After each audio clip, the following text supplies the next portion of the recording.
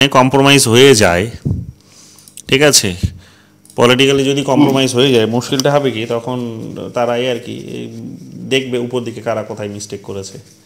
তো তখন তারা ওই কারণে উপর দিকের লোকে বের করে দিয়ে নিচের দিকে যারা আছে যাদের ঢোকার কথা নয় আসলে তারা চাকরি পেয়েই যাবে। তো এই কারণে সাবধান হতে হবে, ঠিক আছে, কোনো বোকামো করা যাবে না। তো কতগুলো ট্রিক্স ভালো করে বুঝে নাও। আমি কিন্তু তোমাদের এর আগেও বলেছি যে তোমরা প্রত্যেকে চান্স পাবে, তোমরা ভরসা করনি, তোমাদের প্রবলেম। তোমরা এই 10-12 দিন এই যে কয়েকদিন ধরে যে ক্লাস হলো না, তো তাদের তোমাদেরই লস হলো।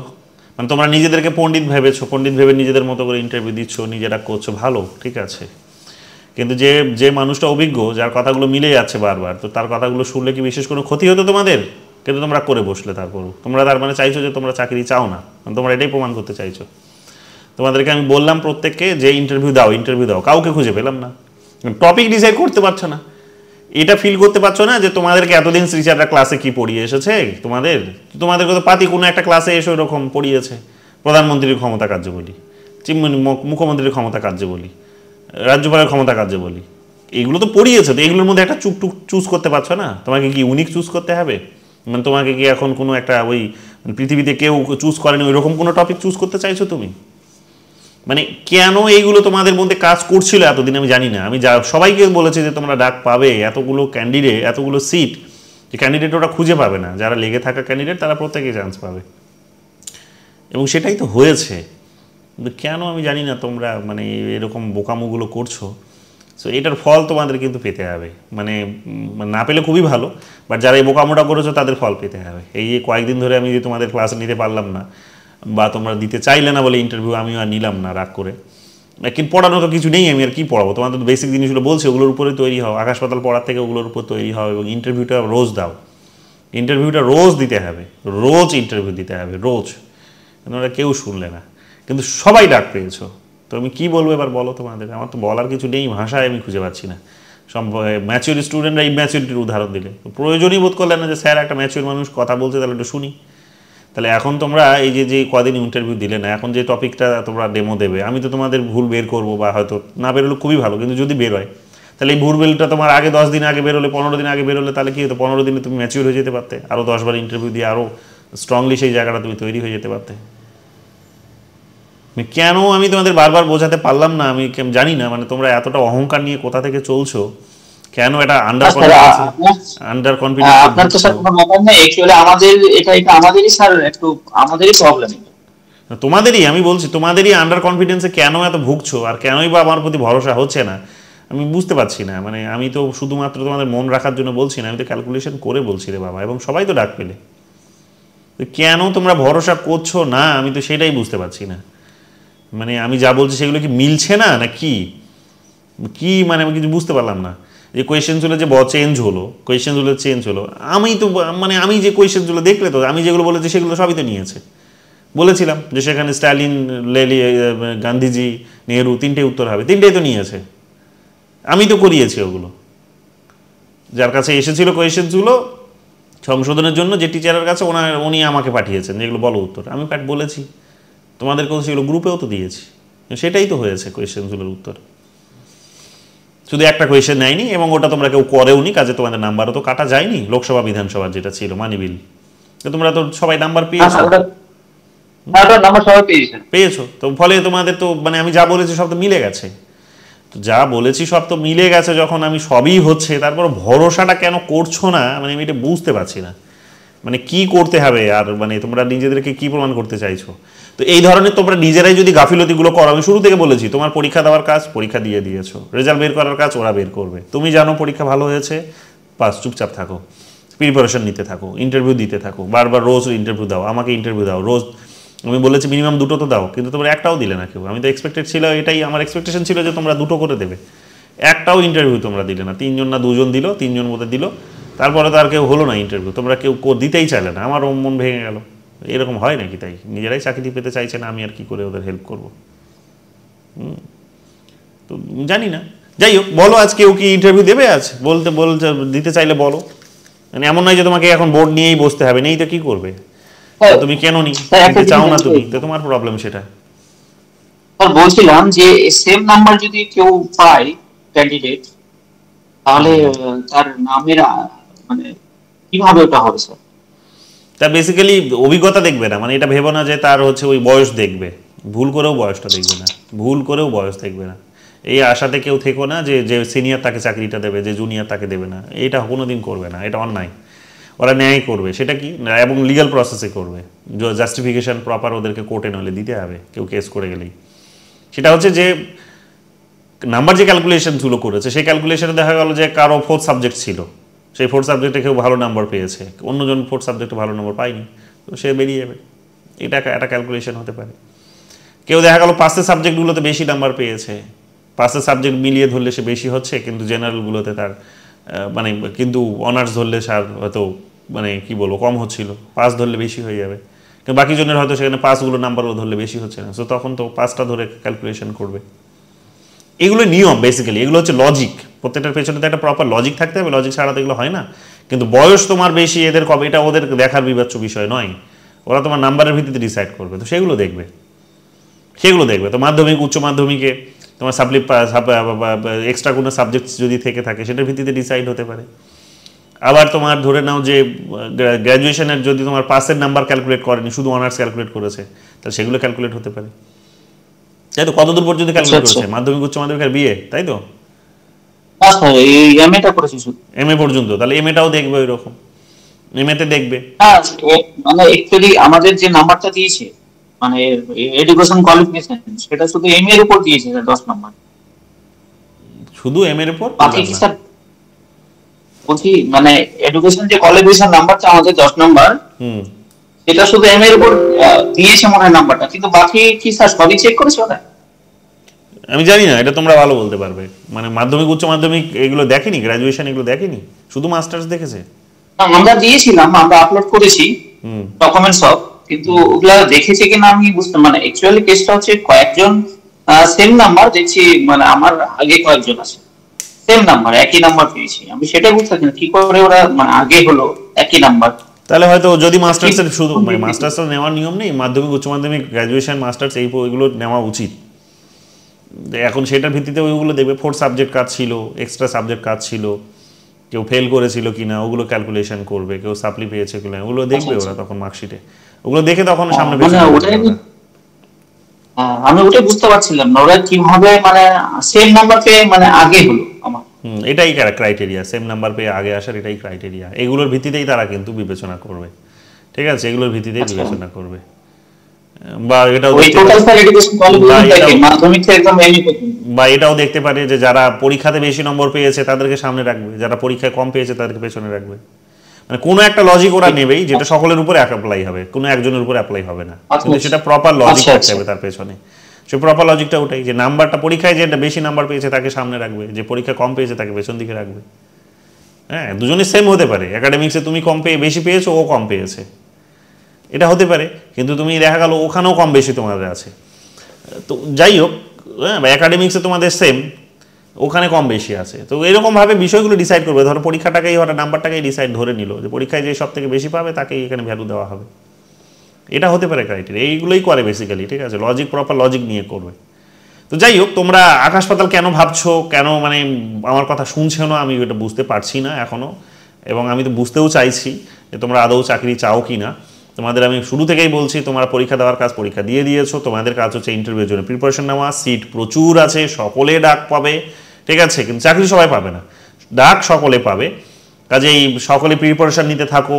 সিম্পল টপিক, একটা সিম্পল টপিক, সেটা তোমার চুজ করো। তোমরা আজ পর্যন্ত অনেকেই চুজ করতে পারোনি, আমাকে এসএমএস করছো স্যার কি টপিক চুজ করবো। বোকা বোকা প্রশ্ন, পাতি লেভেলের বোকা বোকা প্রশ্ন, ইম্যাচিওরদের মতো কথা কেন তুমি জিজ্ঞেস করবে? বেসিক জিনিস, প্রধানমন্ত্রীর ক্ষমতা কার্যবলী, রাষ্ট্রপতির এমার্জেন্সি ক্ষমতা, একটা ক্লাসে 40 মিনিটের ক্লাসে তো একটা স্টুডেন্টকে এগুলোই তো তুমি বোঝাতে সময় চলে যাবে, এবং তোমার তো ওখানে ক্লাসটা তোমার ডেমো দেবে বোধহয় 6 মিনিটের জন্য, সো তুমি এত সময় পাবে কোথায়? তুমি ছোট হোক বড় হোক, যেটা ওখানে পড়াতে পারবে, যেটা খুব সহজ হবে, যেখান থেকে কোয়েশ্চেন্সগুলো তুমি আটকাবে না, এবং অনেকগুলো প্রশ্ন সেখান থেকে হয় না, অল্প কিছুই প্রশ্নই হয়, সেটাই তুমি বলবে, সেটাই তোমার টপিক হবে, এবং সব থেকে সহজ যেটা সেটা টপিক হবে তোমার। এটা ভাবার দরকার নেই যে সবাই তো ইন্ডিয়ান কনস্টিটিউশন নিচ্ছে, তো আমি ইন্ডিয়ান কনস্টিটিউশন নেব না, কেন? তুমি নেবে না কেন? তোমার কি সমস্যা? ও পলিটিক্যাল থিওরি নিয়ে, ওটা কারণ ওটা ক্রাইটেরিয়া নয়, ওখানে কোথাও লেখা নেই যে যারা পলিটিক্যাল থিওরি থেকে ডেমো দেবে তাদেরকে নেবে ওরা, যারা ইন্ডিয়ান কনস্টিটিউশন সহজ থেকে নিয়েছে তারা নেবে না, এটা নয়।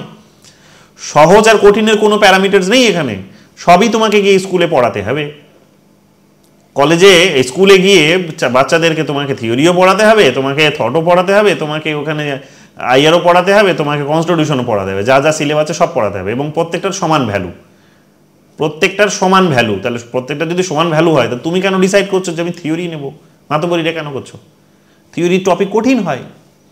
থিওরিতে 10 জন থিঙ্কার্স মিলে যা বলেছে সেই, মানে কোনো একটা আইডিয়া নিয়ে তুমি যদি প্রেজেন্টেশন দাও, তাহলে ওটার পেছনে 10 জন থিঙ্কার্সের আইডিয়া জড়িয়ে আছে, 10 জন থিঙ্কারের নাম জড়িয়ে আছে, তার বইয়ের নাম জড়িয়ে আছে, তার ওই সময়কার রাজনীতি জড়িয়ে আছে, কনটেক্সট জড়িয়ে আছে, তার বইয়ের মধ্যে তার হচ্ছে স্পেসিফিক কোথায় কি আলোচনা করেছে, কেন করেছে, লজিক জড়িয়ে আছে, অনেক কিছু তোমাকে জানতে হবে। তুমি ওগুলোতে কেন যাচ্ছ জটিল?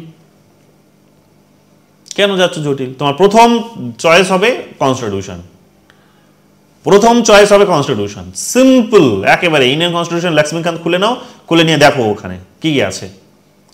প্রিয়েম্বল স্যার আমি প্রিয়েম্বল পড়াবো, ছোট্ট প্রিয়েম্বল একটা টপিক হয়ে গেল। দ্বিতীয় টপিক কি হতে পারে? দ্বিতীয় টপিক হতে পারে যে স্যার ওখানেই কেউ যদি ওটাকেও টুকরো টুকরো করে নিতে পারে, স্যার প্রিয়েম্বলের মধ্যে যে ধর্মনিরপেক্ষতা আছে আমি সেটা পড়াবো।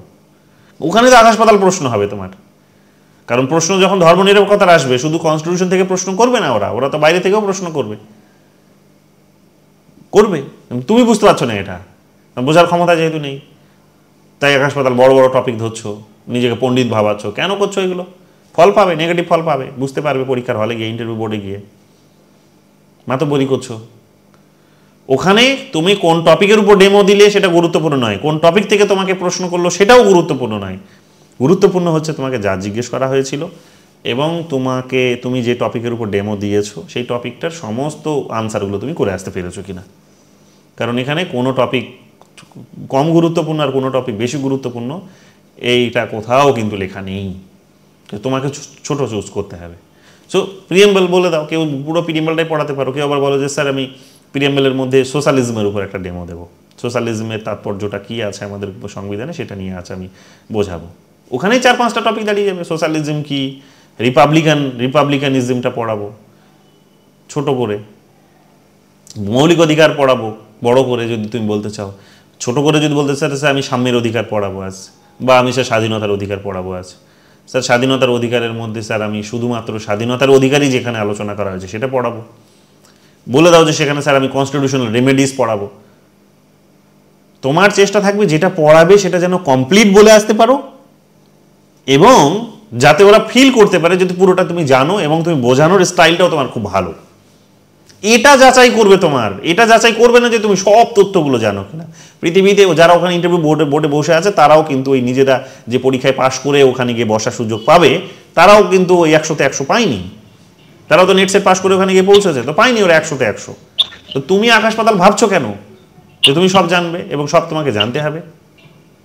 রাজীব মাইকটা মিউট করো। তো তুমি কেন ভাবছো? এটা করা যাবে না। আমি আজকে যে কারণে তোমাদের টপিকগুলো বলে দিচ্ছি, ছোট ছোট করে দিচ্ছি। পণ্ডিতি দেখাতে যেও না, আমি বারবার সাবধান করছি, এবং যেটা বলছি ভরসা করো।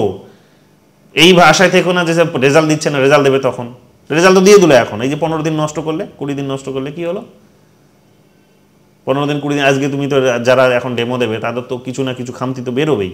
তুমি তো পণ্ডিত নাও, তুমি নিজে ভাবছো যে আমি সব জানি, কিন্তু যখন একজন এক্সপার্ট তোমাকে প্রশ্ন করবে তখন তো আটকাবে, এবং যখন তুমি ডেমো দিচ্ছ আমি তো চেষ্টা করবো তোমাকে আটকানোর, কারণ যাতে তুমি ইন্টারভিউ বোর্ডে গিয়ে না আটকাও। তাহলে এখন যদি তোমাকে আমি আটকে দিই, তাহলে এটার জন্য এখন তুমি পড়াশোনা করবে। কিন্তু এটা যদি 15 দিন আগে হতো, এই পড়াশোনাটা যে আমি 15 দিন আগেই তোমাকে আটকে দিয়েছিলাম, কিছু সাজেশন দিয়েছিলাম আর সাজেশনগুলো তুমি নিয়ে চলেছো, তাহলে তুমি 15 দিন অ্যাডভান্স পড়াশোনা করে চলতে পারতে। তাহলে তুমি তাদের কাছে পিছিয়ে পড়ছো যারা শুরু থেকে এই ভরসা নিয়ে চলছে যে আমি তো ডাক পাবোই, বা ডাক না পেলে পেলাম না, কোনো একটা সময় তো এইবার হলো না, পরের বার যাবো ইন্টারভিউ বোর্ডে, তো আমি ডাক পাবো, তখন যাবো, তখন এই প্রিপারেশনটা কাজে লেগে যাবে। তো এই ভাবনা নিয়ে যারা প্রিপারেশন নিয়ে এগিয়ে গেছে, তো তারা তো তোমাকে টপকে যাবে। তাদের কথা বলার ধরন, তাদের প্রেজেন্টেশনস, তাদের হচ্ছে ভাবনা, তাদের হচ্ছে ইনফরমেশনস, তাদের ইনফরমেশনসকে ওখানে বোর্ডের মেম্বারদের হচ্ছে তোমার ফেসিয়াল এক্সপ্রেশনস দেখে প্রেজেন্টেশনস টাইমের মধ্যে শেষ করা, এগুলোতে তো ওরা 15 দিনে তো রপ্ত হয়ে গেছে। তো তোমরা এখন কি করবে সেগুলোতে বলো? 15 দিন ধরে তো ঘোড়ার ঘাস কাটলে। নিজেরা পড়াশোনা করছো, নিজেরা পড়াশোনা করো, 1 ঘন্টা ক্লাসটা অ্যাটেন্ড করতে পারছো না, আর ইন্টারভিউ দিতে পারছো না, ঘোড়ার ঘাস কাটলে। তো যদি এখন পরীক্ষার ইন্টারভিউ বোর্ডে গিয়ে যদি আটকে যাও, চাকরি হবে? ঘুরে একবার লিস্টটা খুলে দেখো যে সিট যদি থাকে 20টা, ওখানে নাম দিয়েছে 50টা, বাকি 30 জন ওখানে টপকে চলে যাবে তোমাকে ভালো ইন্টারভিউ দিতে পারলেই। তাহলে কি হবে এখন? একবার ভেবেছিল ওই জিনিসগুলো? শুরু থেকে যে বলছি সবাই ডাক পাবে, সবাই ডাক পাবে, পলিটিক্যাল সায়েন্সে এত সিট দিয়েছে যে সবাই ডাক পাবে। তোমরা আসলে চাকরিই বোধহয় চাও না, আমার যেটা মনে হয় তোমরা চাকরিই কেউ চাইছো না, এই জন্য তোমাদের এই যে ছ্যাবলামোটা নিজেরা নিজেদের লাইফের সাথে ছ্যাবলামো করছো। মানে সত্যি আমি খুব তোমাদের এত মানে মন দিয়ে পড়িয়েছি, আমার এটা খুব পার্সোনাল হয়ে যাচ্ছে বিষয়টাতে, আমি মানে এগুলো বলতে আমি বাধ্য হচ্ছি। মানে তোমরা তোমার নিজেদের লাইফ নিয়ে খুব বড় করে ছ্যাবলামো করছো, কোনো মূল্য নেই, কোনো ভ্যালু নেই, নিজেদেরকে পণ্ডিত ভাবছো, নিজে নিজে ডিসাইড করে নিচ্ছ আমি ওই টপিকে মাস্টার, কোনো এক্সপার্টের কোনো গাইডেন্স নেই, এক্সপার্টের কাছ থেকে কোনো দিন জিজ্ঞেসও করছো না যে কী কী প্রশ্ন হতে পারে এখান থেকে, করো তো, কোনো নেই, নিজের মতো করে করছো। বলো কে কোন টপিকে প্রেজেন্টেশন দেবে, বলো দেখি, বলো কোন টপিক থেকে প্রশ্ন করবো, কোন টপিক থেকে তুমি ডেমো তুমি যা দেবে বলো তো, আমি প্রশ্ন করবো তোমাকে, তুমি যেই টপিকের উপর ডেমো দেবে সেই টপিকের উপর প্রশ্ন করবো, দেখি তো কতগুলো। আমি দুটো টপিক রেডি করেছি স্যার। আমি আসছি তোমার একটা কাছে, হচ্ছে শোনো আমি আসছি তোমার কাছে, আমি বাকিদের আগে ধরি, কারণ ওরা তো চাকরি তো দরকার, তুমি তো দিয়েছো, তুমি তো বুঝতে পারছো ম্যাচিওর আছো, নিজের থেকে দায়িত্ব নিয়ে এগিয়ে আসছো, কনফিডেন্স আছো তোমার, বাকিদের কনফিডেন্স নেই। বলো কে কোন টপিকে প্রেজেন্টেশন দেবে বলো তো, আর আমি কোয়েশ্চেন্স করছি তোমাদের, দেখি কতগুলো 15 দিনে নিজেদেরকে মাতব্বর ভাবলে তোমরা, কত বড় মাতব্বর তোমরা। বলো কে কোন টপিকে প্রশ্ন প্রেজেন্টেশন দেবে বলো, 15 দিন ধরে কি পড়লে, কোন টপিক ডিসাইড করেছো, কোন টপিকের উপর দেবে? স্যার আমি প্রস্তাবনার উপর দেব। প্রস্তাবনার উপর দেবে, আচ্ছা। প্রস্তাবনায় রিপাবলিক শব্দটার তাৎপর্য বলো তো। রিপাবলিক কথার বাংলা অর্থ হচ্ছে সাধারণতন্ত্র। প্রজাতন্ত্র কেন হয়ে গেছে, বুঝে গেছে, প্রজাতন্ত্র কেন নয় বোঝাও। প্রজাতন্ত্র এই কারণেই নয়, প্রজাতন্ত্র হলে রাজার রাজার বংশানুক্রমিক ভাবে আসতো, কিন্তু সাধারণতন্ত্র কথার অর্থ হলো এটা বংশানুক্রমিক ভাবে হবে না, জনগণের নির্বাচিত প্রতিনিধিরাই এখানে বসবে। কিন্তু কোনো কোনো বইয়ে তো প্রজাতন্ত্রও থাকে, তাহলে এখানে সেগুলো কি বইগুলো ভুল লিখেছে বলো? বাংলা বইয়ে তো অনেক বইয়ে প্রজাতন্ত্রও লেখা আছে, আমরা পড়েছি তো, অনেক বইয়ে আছে, পুরোনো বইগুলো খুলে দেখো প্রজাতন্ত্র লেখা আছে, তাহলে কি ভুল? স্যার এটা আমার ঠিক উত্তরটা জানা নেই।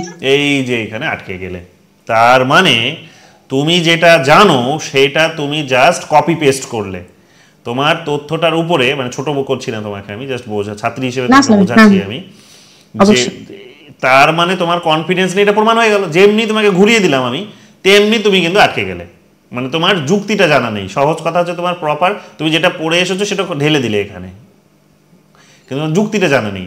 তোমাকে ওখানে জোর গলায় বলতে হবে যে স্যার আমি, তখন তোমাকে বলতে হবে যে স্যার আমি যে বইগুলো পড়েছি আসলে তো সেখানে এগুলোই ছিল, এবং যদি কোথাও থেকে থাকে তা আমি তো বলবো স্যার আজকের দিনে প্রজাতন্ত্র যদি কেউ ব্যবহার করে থাকে শব্দটা, আমি তো বলবো স্যার সেটা ভুল, যুক্তি তো সেই কথা বলছে না। কারণ আমাদের গণতন্ত্র, আমাদের ভারতবর্ষের যে গণতান্ত্রিক কাঠামো, সেই গণতান্ত্রিক কাঠামোয় রিপাবলিক শব্দটার প্রতিশব্দ কেউ যদি প্রজাতন্ত্র করে থাকে, তাহলে সেটা কিন্তু স্যার ব্যবহারিক দিক থেকে ভুল। তখন তো এটা আত্মবিশ্বাস নিয়ে বলা উচিত, কিন্তু যেমনি ঘুরিয়ে দিলে কোয়েশ্চেনটা, তুমি তখন বলছো যে আমি স্যার জানি না। তার মানে কি দাঁড়ালো, তুমি কপি পেস্ট করে এসে উগরে দিলে। স্টুডেন্টরা যদি এটা তোমাকে বোর্ডে ক্লাসে করে তখন কি হবে বুঝতে পারছো ময়ূর আমি কি বলছি? হ্যাঁ স্যার। তো তোমরা যেইভাবে পড়াশোনাটা করছো এটা পড়াশোনা নয়, পড়াশোনা নয় মানে কি, আমি বলছি যে আরো গভীরে যাও জিনিসটার। ইন্টারভিউটা তোমার মানে যেহেতু তোমার পেছনে অনেক ক্যান্ডিডেট আছে, এটা অন্য সাবজেক্ট নয়, ইংলিশ ফিংলিশ, যে অভিজ্ঞতায় ও কাট অফে ঢুকে গেছে সো ওরাই চাকরি পাবে, বাকিরা আর পাবে না। এখানে তো ক্যান্ডিডেট আছে প্রচুর, 1300 জন ক্যান্ডিডেট, সেখানে ডেকেছে বোধহয় 1800 জন, 1:6 বোধহয় এরকম দেখলাম কোথায়। 1800 জন যদি দেখে, তার মানে ভাবো 500 জনকে বাদ দেবে, তো সেই 500 জনের মধ্যে তুমি একজন যে নও তার গ্যারান্টিটা কি আছে এখন বলো? তুমি তো উত্তরটা দিতে পারলে না, ঘুরিয়ে দিলে আমি তোমাকে, তুমি উত্তরটা তোমার আর নেই, তোমার কাছে উত্তর নেই, তুমি বলছো স্যার আমি জানি না। আবার এখনই তুমি বললে যে তুমি যে উত্তর একটা দিলে জিজ্ঞেস করাতে, তাহলে যেটা দিচ্ছ সেটার উপর তুমি 100% কনফিডেন্ট নাও। তাহলে এই ভাঙাচুরা কনফিডেন্স নিয়ে তুমি স্কুলে পড়াতে যাবে, ছাত্রদেরকে জ্ঞান বিতরণ করবে, মানে এটাই ওদের মাথায় ঘুরবে। তোমাকে কেন দেবে ওরা? মানে তুমি যেটা জানো ঠিক জানো, আর নাহলে একেবারে তুমি কিছুই জানো না, তুমি বলবে স্যার আমার কমপ্লিটলি জানা নেই বিষয়টি, বা আমি বলতে চাইছি না। কিন্তু তুমি উত্তরটা দিলে, তারপরেও যখন আবার আমি ঘুরিয়ে দিলাম তখন তুমি বলছো যে স্যার আমি এটা জানি না। তাহলে কী হলো ব্যাপারটা? তাহলে আগের উত্তরটাকে তুমি নিজেই কেটে দিলে, তুমি ভুল প্রমাণ করে দিলে যে তুমি উত্তরটা আগেরটা ভুল দিয়েছো। বুঝতে পেরেছো ময়ূর আমি কি বললাম? হ্যাঁ স্যার, বুঝতে পেরেছি। তাহলে এই ভুলটা তোমাদের কিন্তু তোমরা চলেছো, নিজেদের পণ্ডিত, তোমরা নিজেদেরকে পণ্ডিত ভাবছো, সবাই কথা বলছি, হ্যাঁ কাউকে বলছি না ব্যক্তিগতভাবে, এই পণ্ডিত ভাবছো নিজেদেরকে, এই পণ্ডিত ভাবাটা বন্ধ করো। চাকরি যদি পেতে চাও, জাস্ট জীবনের একটা ধাপ, 15 দিন ধরে যদি কষ্ট করতে পড়তে কি হতো, ইন্টারভিউ দিতে, সকলের সামনে তোমার ইন্টারভিউ সবাই শুনতো, ভালো দিয়েছো খারাপ দিয়েছো, তো লজ্জা পাওয়ার কি আছে? সবাই তো একই লেভেলের একই পজিশনের জন্যই তো এখানে স্ট্রাগল করছে, ওই জন্যই তো এখানে এসেছো। তুমি লজ্জা পাচ্ছ কেন? সংকোচ হচ্ছে কেন? দ্বিধা হচ্ছে কেন? দ্বন্দ্ব হচ্ছে কেন তোমার মধ্যে? তোমাকে দেখে কেউ হাসবে না এখানে, তুমিও যেমন কাউকে দেখে হাসছো না যে ও ভুল উত্তর দিল, তো তুমি ভুল করলে সেও হাসবে না এখানে। আর হাসলো বা কি যায় আসে? কি যায় আসে? এটা বুঝতে হবে তোমাদেরকে। আরো ইচ্ছে মানে লাস্ট স্টেজে তোমরা দাঁড়িয়ে আছো, এখন ছ্যাবলামো করলে হবে নিজের সাথে? বারবার বলছি ইন্টারভিউ দাও, আমি জিজ্ঞেস করি যেটার উপর যাতে কোনো বাকি যাতে কিছু না থাকে, গভীরে বারবার দেবে, আমারও মাথায় নতুন নতুন আরও কিছু আসবে যেগুলো ওদের মাথায় হয়তো আসতে পারে, বারবার তোমাদেরকে জিজ্ঞেস করবো ঘুরিয়ে ফিরিয়ে। বুঝতে পারছো না? প্রিয়েম্বল থেকে যদি তোমাকে আরও জিজ্ঞেস করে যে প্রিয়েম্বল সমাজতান্ত্রিক শব্দটি যখন ঢোকানো হলো, সমাজতান্ত্রিক, ধর্মনিরপেক্ষ, এবং তার সাথে আর একটা শব্দ ঢোকানো হয়েছিল, যদিও তোমাদেরকে এগুলো ইনফরমেটিভ কোয়েশ্চেন্সই বেশি করবে, কিন্তু যদি একটা কনসেপচুয়াল কোয়েশ্চেন যদি তোমাকে জানার জন্য যদি করেই বসে কেউ ভুল করেও, তখন আটকে যাবে। যদি জিজ্ঞেস করে বসে যে ইউনিটি বা ইন্টিগ্রিটি শব্দটা ঢোকানো হয়েছিল, তাই তো, যে ইন্টিগ্রিটি শব্দটা কেন ঢোকানো হয়েছিল, এটা তাৎপর্য কী আছে, তখন কি বলবে? ময়ূরী বলো, ইন্টিগ্রিটি শব্দটা যখন ঢোকানো হলো তখন এর তাৎপর্য কি, কেন ঢোকানো হলো?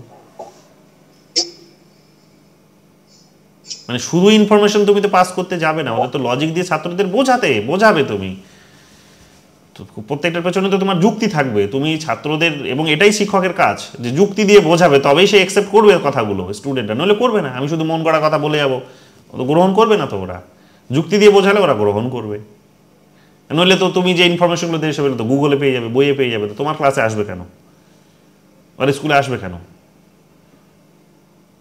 তোমাকে যুক্তিটা তোমার কাছে রেডি থাকতে হবে যে ইন্টিগ্রিটি শব্দটা ঢোকালো, তার সেটার মহত্বটা কি, কেন ঢোকালো, কেন প্রয়োজন বোধ হলো যে ওই সময় ইন্টিগ্রিটি শব্দটা ঢোকাবে, কেন সেই সময়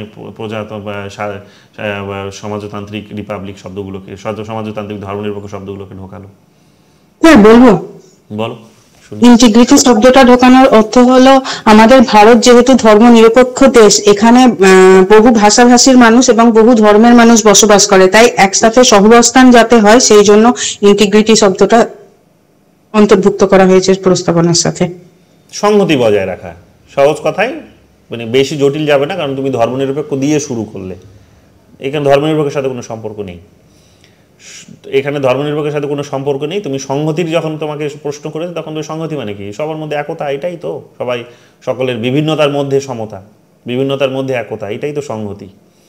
তো তখন তুমি বলবে যে স্যার আমাদের দেশ হচ্ছে অনেক ডাইভার্স, অনেক কালচারালি বিভক্ত, কিন্তু এই বিভক্তির মধ্যেও একতা ধরে রাখাটা গুরুত্বপূর্ণ, এবং এটা কোথাও যদি আমাদের সংবিধানের যেটা আমাদের গাইডিং প্রিন্সিপালস যেখানে লেখা আছে, সেই প্রিন্সিপালসের মধ্যে যদি শব্দটাকে অন্তর্ভুক্ত করা যায়, তাহলে এটা একটা কিন্তু প্রামাণ্য দলিলে পরিণত হবে, এটা গাইডিং প্রিন্সিপালসে পরিণত হবে লিখিত আকারে। এই উদ্দেশ্যেই এটাকে ঢোকানো হয়েছে সুন্দরভাবে, অল্প কথাই, বোঝা গেছে?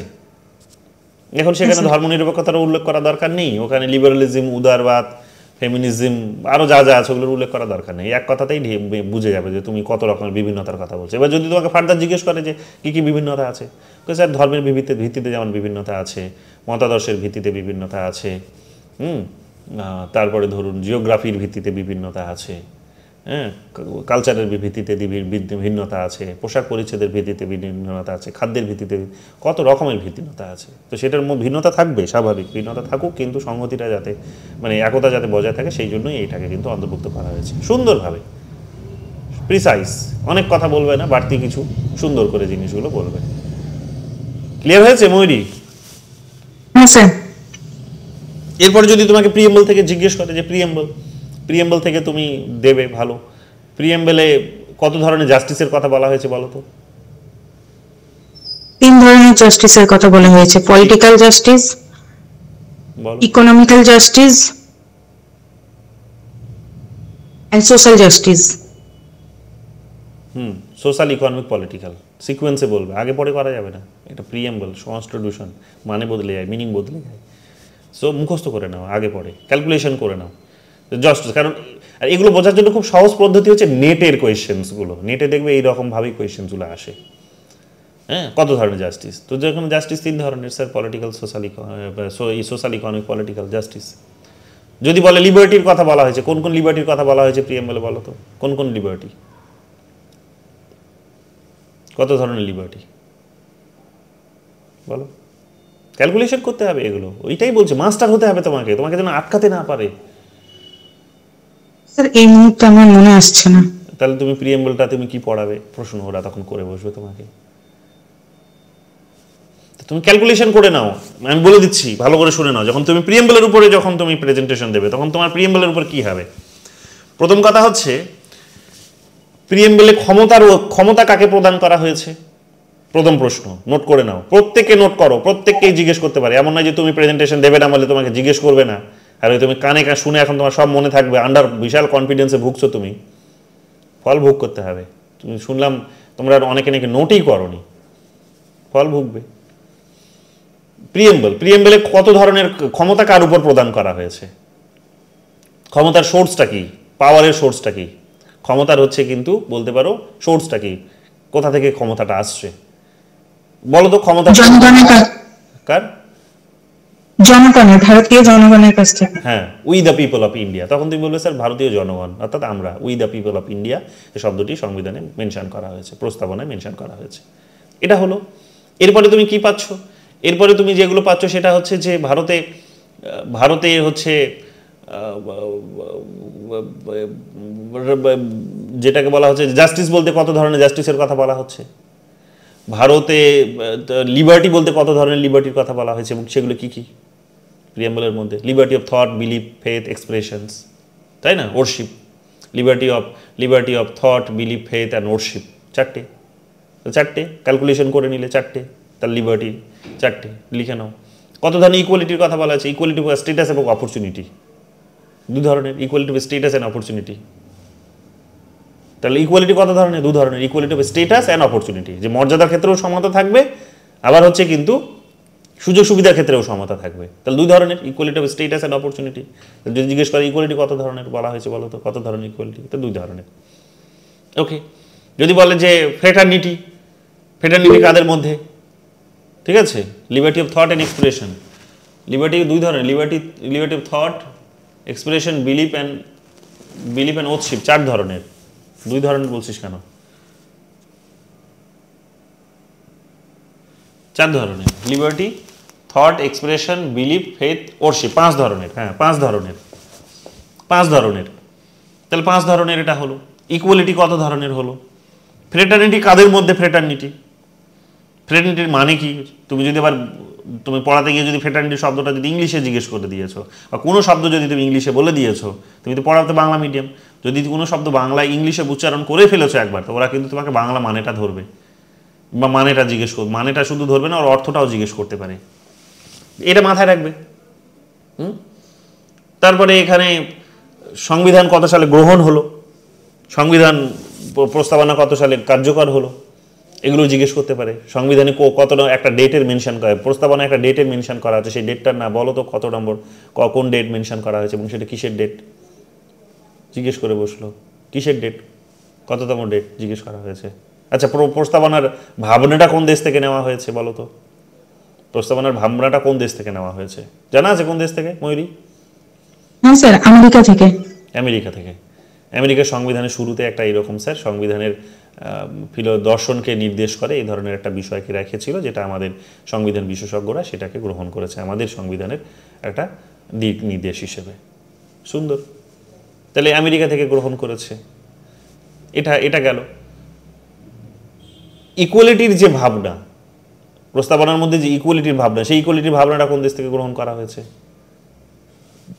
যদি জিজ্ঞেস করে বসে? ইকুয়ালিটির ভাবনাটা কোন দেশ থেকে গ্রহণ করা হয়েছে, কোন নীতিতে, কোন আদর্শে গ্রহণ করা হয়েছে বলো দেখি, কোন আদর্শে? ফরাসি বিপ্লবের সময় ফ্রান্স থেকে গ্রহণ করা হয়েছে। হতে পারে। লিবার্টি, ইকুয়ালিটি, ফ্রেটার্নিটি, সেই তিনটে শব্দই ওখান থেকে নেওয়া হয়েছিল। লিবার্টি, ইকুয়ালিটি, ফ্রেটার্নিটি, তাই তো?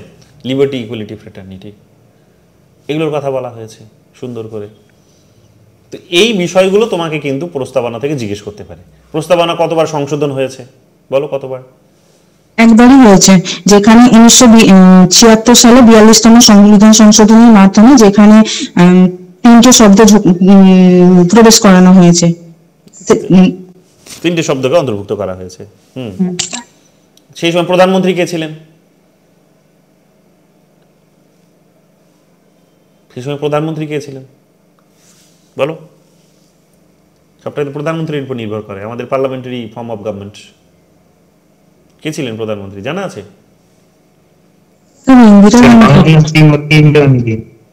ইন্দিরা গান্ধী, শ্রীমতী ইন্দিরা গান্ধী। যখন নাম বলবে তখন সেখানে সম্মান দেখিয়ে কথা বলবে, নাম যখন কারো উচ্চারণ করবে। শ্রীমতী ইন্দিরা গান্ধী, তিনি প্রধানমন্ত্রী ছিলেন। তিনি প্রধানমন্ত্রী ছিলেন। সংবিধানে তিনি ধর্মনিরপেক্ষতার শব্দটা কেন ঢোকাতে গেলেন জানা আছে? কেন ঢোকাতে গেলেন? প্রস্তাবনায় কেন ঢোকালেন ধর্মনিরপেক্ষতা বলো দেখি, কেন ঢোকাতে গেলেন? প্রয়োজনীয়তা কি পড়েছিল তখন বলো? 1975 সালে যে শিখ আন্দোলন হয়েছিল তার উপর ভিত্তি করে। শিখ আন্দোলনের উপর ভিত্তি করে? পাঞ্জাবে যে শিখদের, স্যার আমার ঠিক জানা নেই এটা। এরকম তাহলে অর্ধেক বলে তারপর জানা নেই এটা বলবে না। এখানে নিজেকে এবার রেকটিফাই করো, সংশোধন করো। কমপ্লিটলি বলে যে স্যার এটা আমার ঠিক জানা নেই, কনটেক্সটটা সেই সময়কার যে পলিটিক্যাল কনটেক্সটটা সেটা আমার জানা নেই। স্বীকার করে নাও, স্বীকার করে নাও। যখন তোমাকে সেখানে ঢোকানো হলো, যখন এই ধর্মনিরপেক্ষ শব্দটি ঢোকানো হলো, তখন তোমরা দেখবে যে ভারতবর্ষে ধর্মীয় যে উগ্রবাদ সেগুলো বাড়ছিল। ভারতবর্ষে ধর্মীয় উগ্রবাদিতা বাড়ছিল, এবং বিশেষ করে দুটো ধর্মের মধ্যে এটা বিশেষভাবে লক্ষণীয় ছিল। বিশেষভাবে দুটো ধর্মের মধ্যে লক্ষণীয় ছিল। আর শিখ দাঙ্গা 1975-এ হয়নি, শিখ দাঙ্গা পরে হয়েছে। তো উনি অর্থাৎ মারা যাওয়ার আগে সেই সময় হয়েছে, যখন গুলি করে মেরে ফেললো তার আগে হয়েছে। তো ওই সময় তোমরা কি দেখতে পাবে? যে তুমি বলবে যে স্যার ভারতবর্ষে আসলে ধর্মীয় উগ্রবাদিতা বৃদ্ধি পাচ্ছিল, এবং কোনো একটি পার্টিকুলার ধর্ম তার নিজের মতাদর্শকে সেখানে প্রতিষ্ঠিত করতে চাইছিল সংবিধানের মধ্যে, এবং এটি যদি হয় তাহলে অন্যান্য যে সমস্ত ধর্মের মানুষ আছে তাদের সাথে একটি হয়তো সাংবিধানিক একটা অন্যায় প্রতিষ্ঠিত হতে পারে, এবং এটি যাতে না হয় সেই কারণে ইন্দিরা গান্ধী সেই সময় এটা অনুভব করেছিলেন যে এই ধরনের একটা মতাদর্শ যেটা সকলকে নিয়ে চলার কথা বলবে, সকলের প্রতি সমদৃষ্টি নিয়ে চলার কথা বলবে, এই ধরনের মতাদর্শকে আমাদের দর্শন যেটা আমাদের সংবিধানে সেই দর্শনের মধ্যেই অন্তর্ভুক্ত করা দরকার। এবং বিশেষ করে যে ধর্ম দুটোর কথা বলা যেতে পারে, একটা হচ্ছে হিন্দু এবং একটা হচ্ছে ইসলাম ধর্ম। তো হিন্দু এবং ইসলামিজম সেই সময় যেহেতু একটু উগ্রবাদিতার পর্যায়ে পৌঁছে যাচ্ছিল, বৃদ্ধি পাচ্ছিল বিভিন্ন রাজ্যগুলিতে, বিরোধী রাজনৈতিক নেতাদেরও সেখানে একটা মদত ছিল, বা তারা সেটাকেই সমর্থন করে রাজনৈতিক ময়দানে জয়লাভ করার একটা ভাবনার দিকে এগিয়ে যাচ্ছিল। তাই সেই সময় এই বিষয়গুলিকে মাথায় রাখা হয়েছে, এগুলোকে সংবিধানের মধ্যে ঢুকিয়ে দেওয়া হয়েছে, যাতে কেউ কোনো রকমভাবে কোনো ছোট কোনো গোষ্ঠীর বা বড় কোনো গোষ্ঠীর অধিকারটিকে কেড়ে নিতে না পারে সাংবিধানিকভাবে। বুঝতে পেরেছো? ক্লিয়ার? উত্তরটা কি হবে গুছিয়ে সুন্দর করে অল্প কথায় যদি বলে? হ্যাঁ স্যার, আর একবার বলে দিন এই উত্তরটা। তুমি রেকর্ডটা দেখে নিও। ঠিক আছে, হ্যাঁ ঠিক আছে। এরপরে তোমাকে যদি জিজ্ঞেস করে বলো তাহলে সমাজতান্ত্রিক শব্দটি কেন ঢোকানো হয়েছে, সেটা তো বুঝলাম, সমাজতান্ত্রিক বলো শব্দটি কেন ঢোকানো হয়েছে। তখন তুমি বলবে যে স্যার আমাদের দেশ আসলে শুরু থেকেই একটি সমাজতান্ত্রিক ভাবনাকে প্রতিষ্ঠিত করার একটা ভাবনা নিয়েই চলছিল, তবে এটা একেবারে সত্যি নয় যে সম্পূর্ণতই আমাদের দেশ সমাজতান্ত্রিক ছিল, বাট আমাদের দেশের সেই সময়কার যে সামাজিক অবস্থা যেহেতু খুবই তলানিতে ছিল, সমাজের অর্থনৈতিক বিশেষ একটা সমৃদ্ধিও যেহেতু হয়নি, অনেক বড় একটা সংখ্যক জনগণ দেশে সেই সময় যেহেতু বেসিক যে মানুষের নিডগুলো হয়, চাহিদা হয়, সেই চাহিদার জন্যই যেহেতু একটা চাহিদা থেকেই বিভিন্ন রকমভাবে তারা ডিপ্রাইভ ছিল বা বঞ্চিত ছিল বা সুযোগ সুবিধা থেকে বঞ্চিত ছিল, তাদের কাছে সেই আমাদের সেই সময় একটা সম্পদ ছিলও না। কাজে সেই সময় দেশের যে সম্পদ যেখানে জমা হয়ে আছে সেই সম্পদগুলো জনগণের মধ্যে বিলীন করে দেওয়া, এই ভাবনাগুলিকে তখন প্রতিষ্ঠিত করাটা খুব গুরুত্বপূর্ণ ছিল। এবং এটি শুধু ইন্দিরা গান্ধী নয়, বরং আদর্শ হিসেবে ইন্দিরা গান্ধী হয়তো এখানে এসে সেটাকে সংবিধানের মধ্যে প্রস্তাবনার মধ্যে শব্দটিকে গুরুত্ব দিয়ে তিনি প্রমাণ করলেন যে দেশে এই মুহূর্তে সমাজতন্ত্রের একটা প্রয়োজনীয়তা আছে। এটা তিনি সেই সময় লিখিত আকারে এটাকে প্রতিষ্ঠিত করার মধ্যে দিয়ে করে গেলেও নেহরুর সময়কাল থেকে এটা কিন্তু চলে আসছিল। তো সেই কারণে আমরা দেখতে পাবো যে ভারতে যেমন ব্যাংকের জাতীয়করণ হয়েছে, রাষ্ট্রীয় বিভিন্ন কতগুলো প্রাইভেট ব্যাংকের রাষ্ট্রীয়করণ হয়েছে, জমিদারদের জমি সেখানে কিন্তু কেড়ে নিয়ে সেখানে রাষ্ট্রীয়করণ করা হয়েছে। তারপরে সেখানে প্রিভি পার্টস অ্যাবলিউশন আইন নিয়ে এসে সেখানে যারা জমিদার, যারা হচ্ছে বিভিন্ন রাজা বাদশারা যারা উত্তরাধিকার সূত্রে বিভিন্ন সরকারের কাছ থেকে যে ভাতা পেয়ে আসছিলেন সে ভাতাগুলোকে বন্ধ করার ব্যবস্থা করা হয়েছে। তো এগুলো একদিকে তাদের কাছ থেকে সম্পদ কেড়ে নিয়ে জনগণের মধ্যে বিলীন করার একটা যেহেতু ব্যবস্থা, এবং সরকার এটা না করতে পারলে যেহেতু জনগণের মধ্যে অর্থনৈতিক অবস্থা সুনিশ্চিত করতে পারবে না, অর্থনৈতিক ইকুয়ালিটি সুনিশ্চিত করতে পারবে না, তাই এখানে সমাজতান্ত্রিক শব্দটিকে গুরুত্ব দেওয়া হয়েছে। যে সমাজতন্ত্রে যে মতাদর্শে যে মতাদর্শে সাধারণত অর্থনৈতিক সাম্যের কথা বলা হয়, এবং ইন্দিরা গান্ধী এটা খুব ভালোভাবেই করতে পেরেছিলেন। 1975-এ এসে তিনি এটা করছেন, এবং তিনি এই প্রতিজ্ঞাটা তিনি 1971 সালের নির্বাচনেই তিনি করেছিলেন। মানে তোমার যদি অনেক কিছু জানা থাকে তাহলে বলো এত কথা, যে 1971 সালের নির্বাচনেই তিনি এটা করেছে, জনগণকে তিনি বলেছিলেন তিনি এই ধরনের কোনো একটা পদক্ষেপ নিতে যাবেন, এবং নির্বাচনে তিনি একটা খুব বড় স্লোগান দিয়েছিলেন গরিবি হটাও বলে। তো সেই গরিবি হটাও স্লোগান থেকেই এটা প্রমাণ হয় যে তিনি আসলে এই ধরনের কোনো একটা বিষয়কে মাথায় রেখেছেন এবং হয়তো সাংবিধানিকভাবেই সেটাকে স্বীকৃতি দেবেন, এবং তিনি 1976 সালে সেটা অবশ্যই তিনি করেছেন। তো অনেক যদি তোমার কথা জানা থাকে, পুরো ঘটনাটা যদি জানা থাকে, কনটেক্সটটা যদি জানা থাকে, তখন তুমি ডিটেলসে বলো এই জিনিসগুলো। নইলে শুধু বলো যে অর্থনৈতিক সমতা সুনিশ্চিত করাটা সেই সময় খুব দরকারি ছিল, সঠিক যে অর্থনৈতিক সমতাটা সুনিশ্চিত করাটা খুব দরকারি ছিল। তো স্বাভাবিকভাবেই সেই তাগিদ থেকেই তিনি আসলে সমাজতান্ত্রিক ভাবনাটিকে এখানে নিয়ে আসেন, যে সমাজতন্ত্রে অর্থনৈতিক সমতাকে গুরুত্ব দেওয়া হয়। সংবিধানের মধ্যে এটাকে, প্রিয়াম্বলের মধ্যে এটাকে মেনশন করার মধ্য দিয়েই তিনি আসলে একটা লিখিত আকারে এটাকে প্রামাণ্য দলিলে পরিণত করলেন। এই উদ্দেশ্যেই তিনি এটাকে করেছিলেন। বোঝা গেছে? শর্টকাট হলে কি করে বলবে? বড় করে যদি বলতে চাও, যদি তুমি দেখছো সময় দিচ্ছে তোমাকে, তাহলে বড় করে আরও অনেক ঘটনাকে লিঙ্ক করো যে কি করেছিলেন তিনি। অর্থনৈতিক সমতা, কারণ সমাজতন্ত্র মানে কি? সমাজতন্ত্র মানে তো মেন ফাংশনসটাই হচ্ছে তো অর্থনৈতিক সমতা। তাহলে ওইটাই তো তাগিদ ছিল সেই সময়, সেই কারণে সমাজতন্ত্রকে তিনি ঢোকালেন। তিনি অলরেডি প্রমিস করেছিলেন।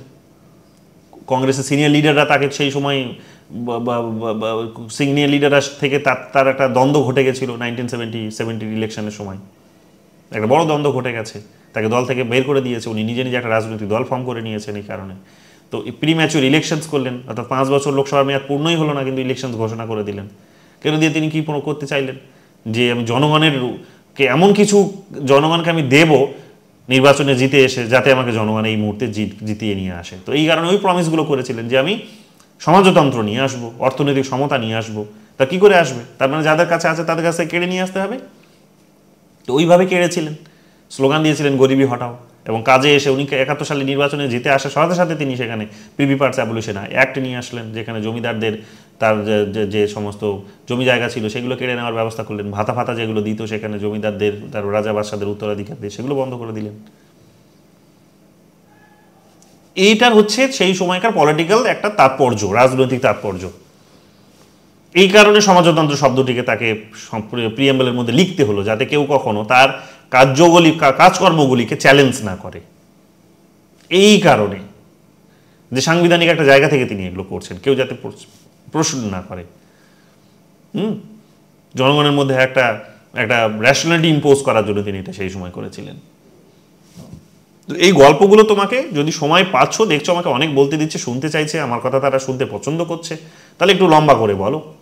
যদি দেখছো না এত সময় দিচ্ছে না, পছন্দ করছে কিন্তু এত সময় দিচ্ছে না, তখন ছোট করে বলো, তখন ছোট করে বলো, ইমপ্রেস হয়ে যাবে ব্যাপারটাতে তারা তাতে। বুঝতে পেরেছো ময়ূরী? হ্যাঁ স্যার। তো এইগুলো গেল, তোমার প্রিয়েম্বল বললে এই বিষয়গুলো মাথায় আসবেই। প্রিয়েম্বল বললে এই বিষয়গুলো মাথায় আসবেই। তাহলে এইগুলোতে তুমি তৈরি হয়ে যাও, তার সাথে তুমি প্রিয়েম্বলটা মুখস্থ করে নাও। আর যেগুলো তোমাকে কাউন্ট করতে বললাম, জাস্টিস, লিবার্টি, ইকুয়ালিটি, কত ধরনের, এগুলো মুখস্থ করে নাও। একটা ডেটের মেনশন করা আছে 26 নভেম্বর 1949, ডেটটা মুখস্থ করে ফেলো। এবং কে কাকে অর্পণ করেছে, প্রস্তাবনা বা সংবিধান কে কাকে অর্পণ করেছে, এটাও প্রশ্ন হতে পারে। কে কাকে অর্পণ করলো? স্যার জনগণই জনগণকে অর্পণ করেছে। তো জনগণ কি করে করলো? জনগণ কি লিখেছে? কেন না স্যার, জনগণের প্রতিনিধিরা লিখেছিলেন। আসলে প্রতিনিধিরা হলেও আসলে তো তারা জনগণেরই একটা অংশ, এবং জনগণই যেহেতু তাদেরকে প্রতিনিধি হিসেবে পাঠিয়েছে, তাই এক প্রকার সেটা পরোক্ষভাবে হলেও তারা জনগণেরই প্রতিনিধিত্ব করেছে। জনগণকেই সেখানে কিন্তু সংবিধানটা উৎসর্গ করেছে। এইগুলো হচ্ছে উত্তর। কম কথা বলে, যতটুক বলা দরকার ততটুক বলেই তোমাকে উত্তরটা দিতে হবে। অনেকগুলো কথা বলবে যেগুলো ইররিলেভেন্ট, তারপর তুমি মেন জায়গায় ফিরে আসবে। এটা কখন হবে? যখন তোমার বারবার ইন্টারভিউ দেওয়ার অভ্যাস নেই, বা ওইখান থেকে ওই টপিকটার উপর তুমি মাস্টার হতে পারো নি, তখন তুমি অনেকগুলো এই ধরনের ইররিলেভেন্ট কথা বলবে, নইলে বলবে না। আমি তো তোমাদের এটাই শেখাতে চাইছি যে বারবার ইন্টারভিউ দাও, একেবারেই তোমাদের পারফেকশন চলে আসবে, ধীরে ধীরে উদ্ধার হয়ে যাবে। ইন্টারভিউ বোর্ডে গিয়ে একদম পুরো 6 মেরে দেবে। ঠিক আছে? যেমন বল আসবে তেমন তোমরা একদম সেটাকে মাঠের বাইরে করতে পারবে, সেভাবেই রান কুড়োতে পারবে। বাকিরা বুঝতে পারছো তো? তোমরা যারা বুঝতে পারছো একটু থামস আপ দাও দেখি যে হ্যাঁ বুঝতে পারছো। হ্যাঁ স্যার, বুঝে গেছি স্যার। আর যে বুঝতে পারছো না সে হাত তোলো, আলাদা করে তাহলে বোঝাতে হবে।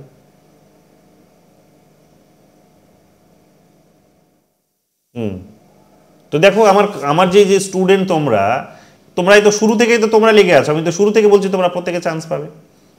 কতজন আছো তরুণীরা এখানে? কতজন দেখতে পাচ্ছি? 15 জন। আরো 2-4 জন জয়েন করেনি এখনো। মামুনকে দেখছি না, জয়েন করেনি। এরকম আরো 2-4 জন আছে তারা জয়েন করেনি। আমি 25 জন লিখেছি, সংখ্যাটা হয়তো 25 জন হবে না, ওটা মিস্টেক হয়ে গেছে আমার একটা টাইপিং। সেখানে সংখ্যাটা হয়তো নিয়ে হার্ডলি হয়তো 20 জন যাবে। তো 20 জন তোমরা যদি আমি তো বোধহয় আমার এভারেজ স্টুডেন্ট 30 জন ছিল।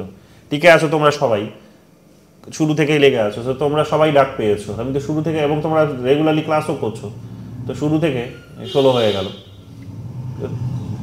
তো তোমরা শুরু থেকে লেগে আছো, আমি তো শুরু থেকে তোমাদেরকেই উদ্ধৃত করে কথাগুলো বলছি যে ডাক পাবে। কেন সময়টা নষ্ট করছে বলো তো? চুপচাপ বসে থেকে বাড়িতে। থিওরি থেকে কারা ডেমো দেবে ভেবেছো? ফার্স্ট চয়েস থিওরি থেকে কারা রেখেছো? হাত তোলো তো দেখি। থিওরি থেকে ডেমো দেবে কারা? স্যার আমি দিব। কোন টপিকের উপর দেবে? রাষ্ট্রের উৎপত্তি, বিবর্তনবাদ তত্ত্ব। আমি বলবো স্কিপ করে যাও, যেও না। আমি বলবো স্কিপ করে যাও, সংবিধান নাও। তাহলে স্যার সংবিধানের একটা ছোট টপিক নিয়ে নাও।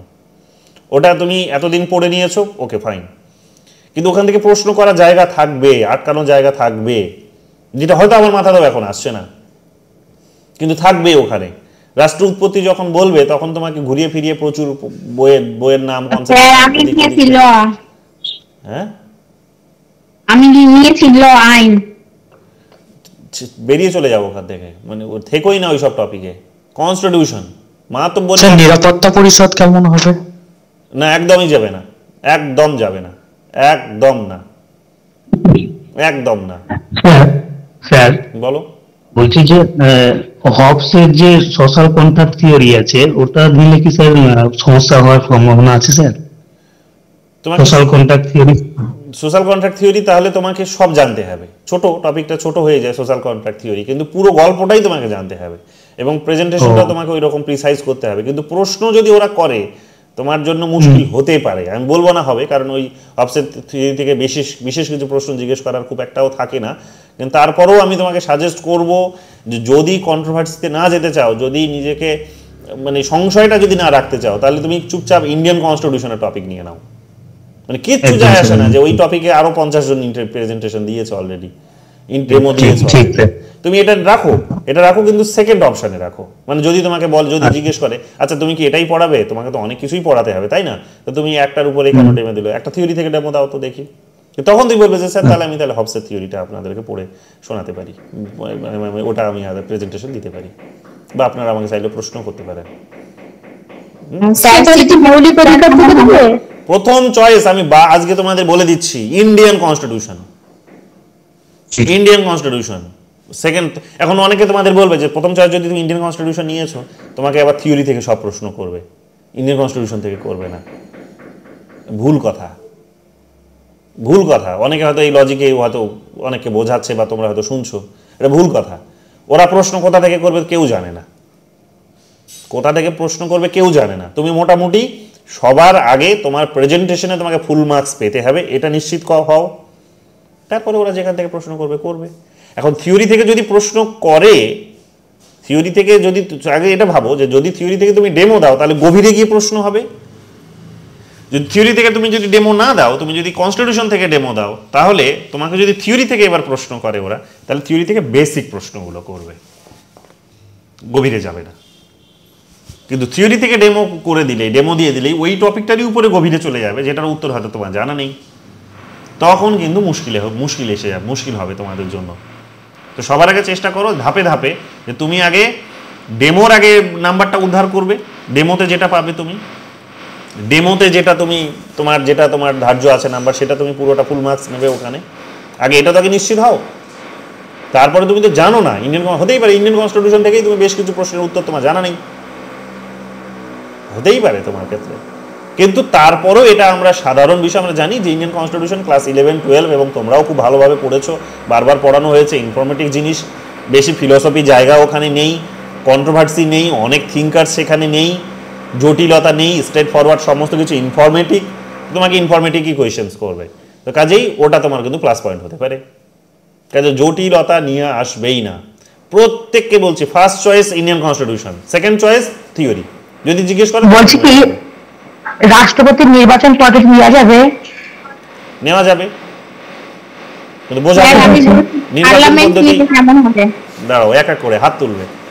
নির্বাচন পদ্ধতি তো অবশ্যই ভালো, কিন্তু নির্বাচন পদ্ধতিটার মধ্যে জটিলতা আছে, ওটা বোঝাতে পারবে তো? ওখানেই প্যাঁচটা ধরবে। কারণ প্যাঁচটা ওখানে কেন ধরবে, ওরা ওখান থেকে প্যাঁচটা এই কারণেই ধরবে কারণ ছাত্রদের মনে তো ওই প্যাঁচটাই কাজ করবে। যে ইলেকশনটা কি করে হচ্ছে, এই যে ট্রান্সফার অফ ভোট সিস্টেম, এটা কি করে হচ্ছে একটু বোঝাও, বলে দিলে হয়তো কি করে ট্রান্সফার হচ্ছে ভোটটা, কার ভোটটা কাটছে, যে মানে ফার্স্ট চয়েসের ভোটটা কেটে সবাইকে ডিস্ট্রিবিউট করে দিচ্ছে নাকি সব ভোটগুলো কেটে ডিস্ট্রিবিউট করে দিচ্ছে, কনফিউশন। ওরা ঘুরিয়ে কোয়েশ্চেন্স করবে, আর তুমি যদি সেখানে বলো সেটা যেভাবে বলবো প্রশ্ন যেভাবে রেডি হচ্ছি, হ্যাঁ ওটাই বলছি, যদি রেডি যদি হতে পারিস তাহলে ঠিক কারণ আছে। চয়েস তো থাকে, প্রথম চয়েস, দ্বিতীয় চয়েস, তৃতীয় চয়েস, তো প্রথমে ভোট দিয়ে দিচ্ছে না, সেভাবে বলবো সব বুঝিয়ে। এবার শেষে হয়তো তোমাকে যে জটিলতা যেখানে আসে বইগুলোতে, যেখানে একটা কনফিউশন ক্রিয়েট করে রেখেছে বাংলা সমস্ত বইগুলোতে, যেটা নিয়ে এবং ইউটিউবে যে কম ভোট পাবে সেই ভোটটাই মানে দ্বিতীয় যখন গণনা হবে তখন সেটা কি হস্তান্তর হয়ে যাবে, মানে যে কম ভোট পাবে সে তার ভোটটা, আর যারা থাকবে তাদের মধ্যে, এরকম করে বুঝিয়ে বলবো।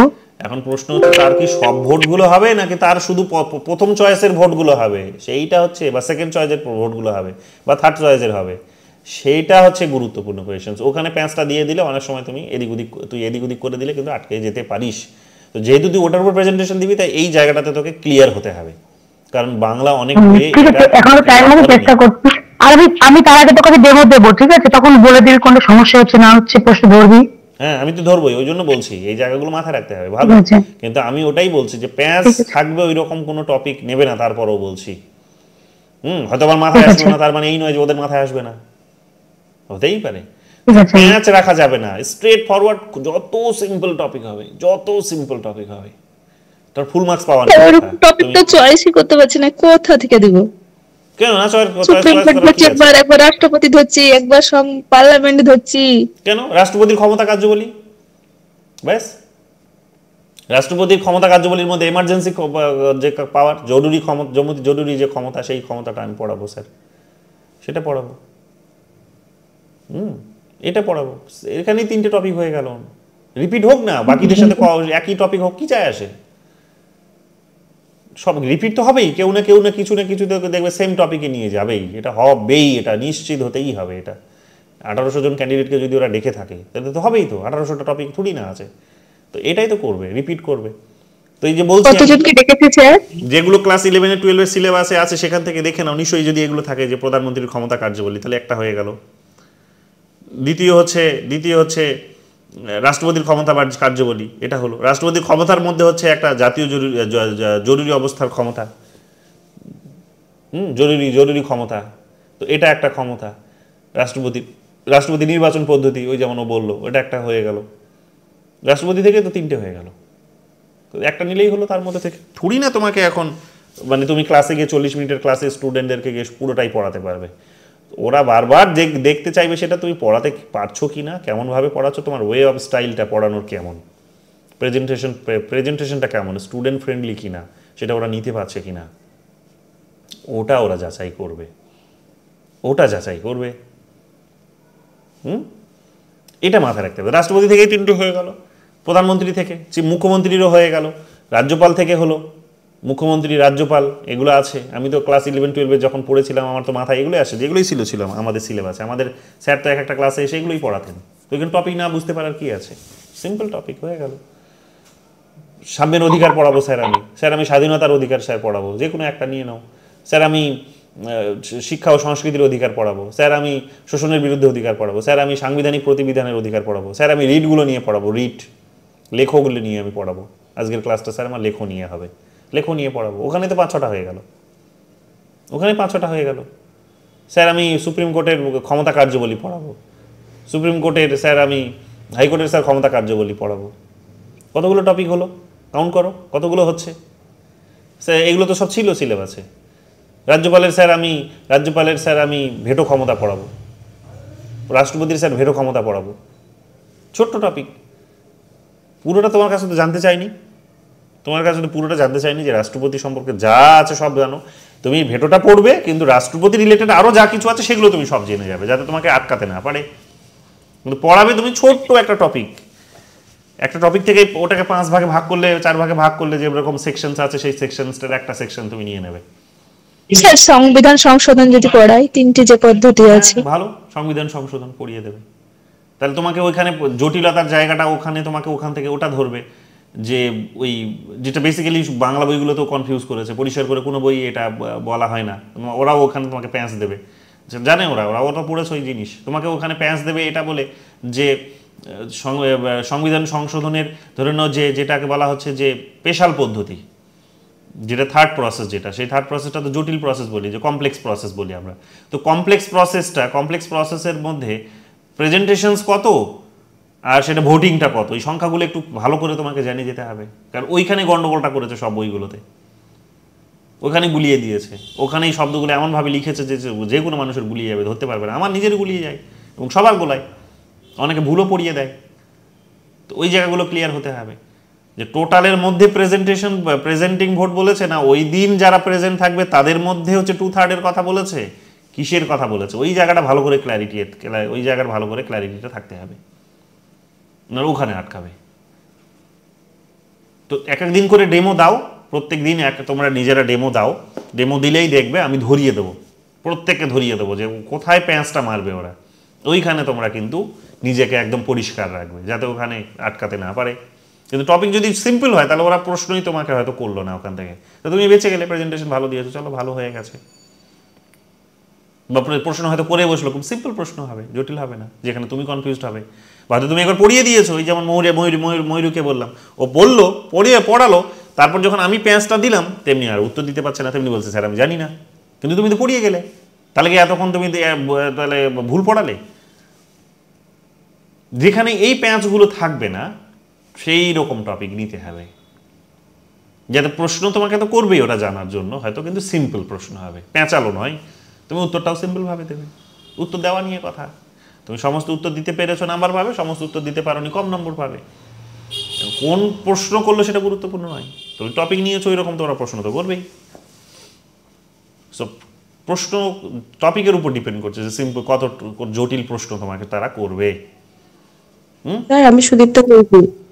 স্যার বলছি কি স্যার কটা ডেমনস্ট্রেশন রেডি করতে হবে স্যার? 2টো করে যাবে, দুটো করে যাবে, সবার আগে ইন্ডিয়ান কনস্টিটিউশন, তারপরে থিওরি।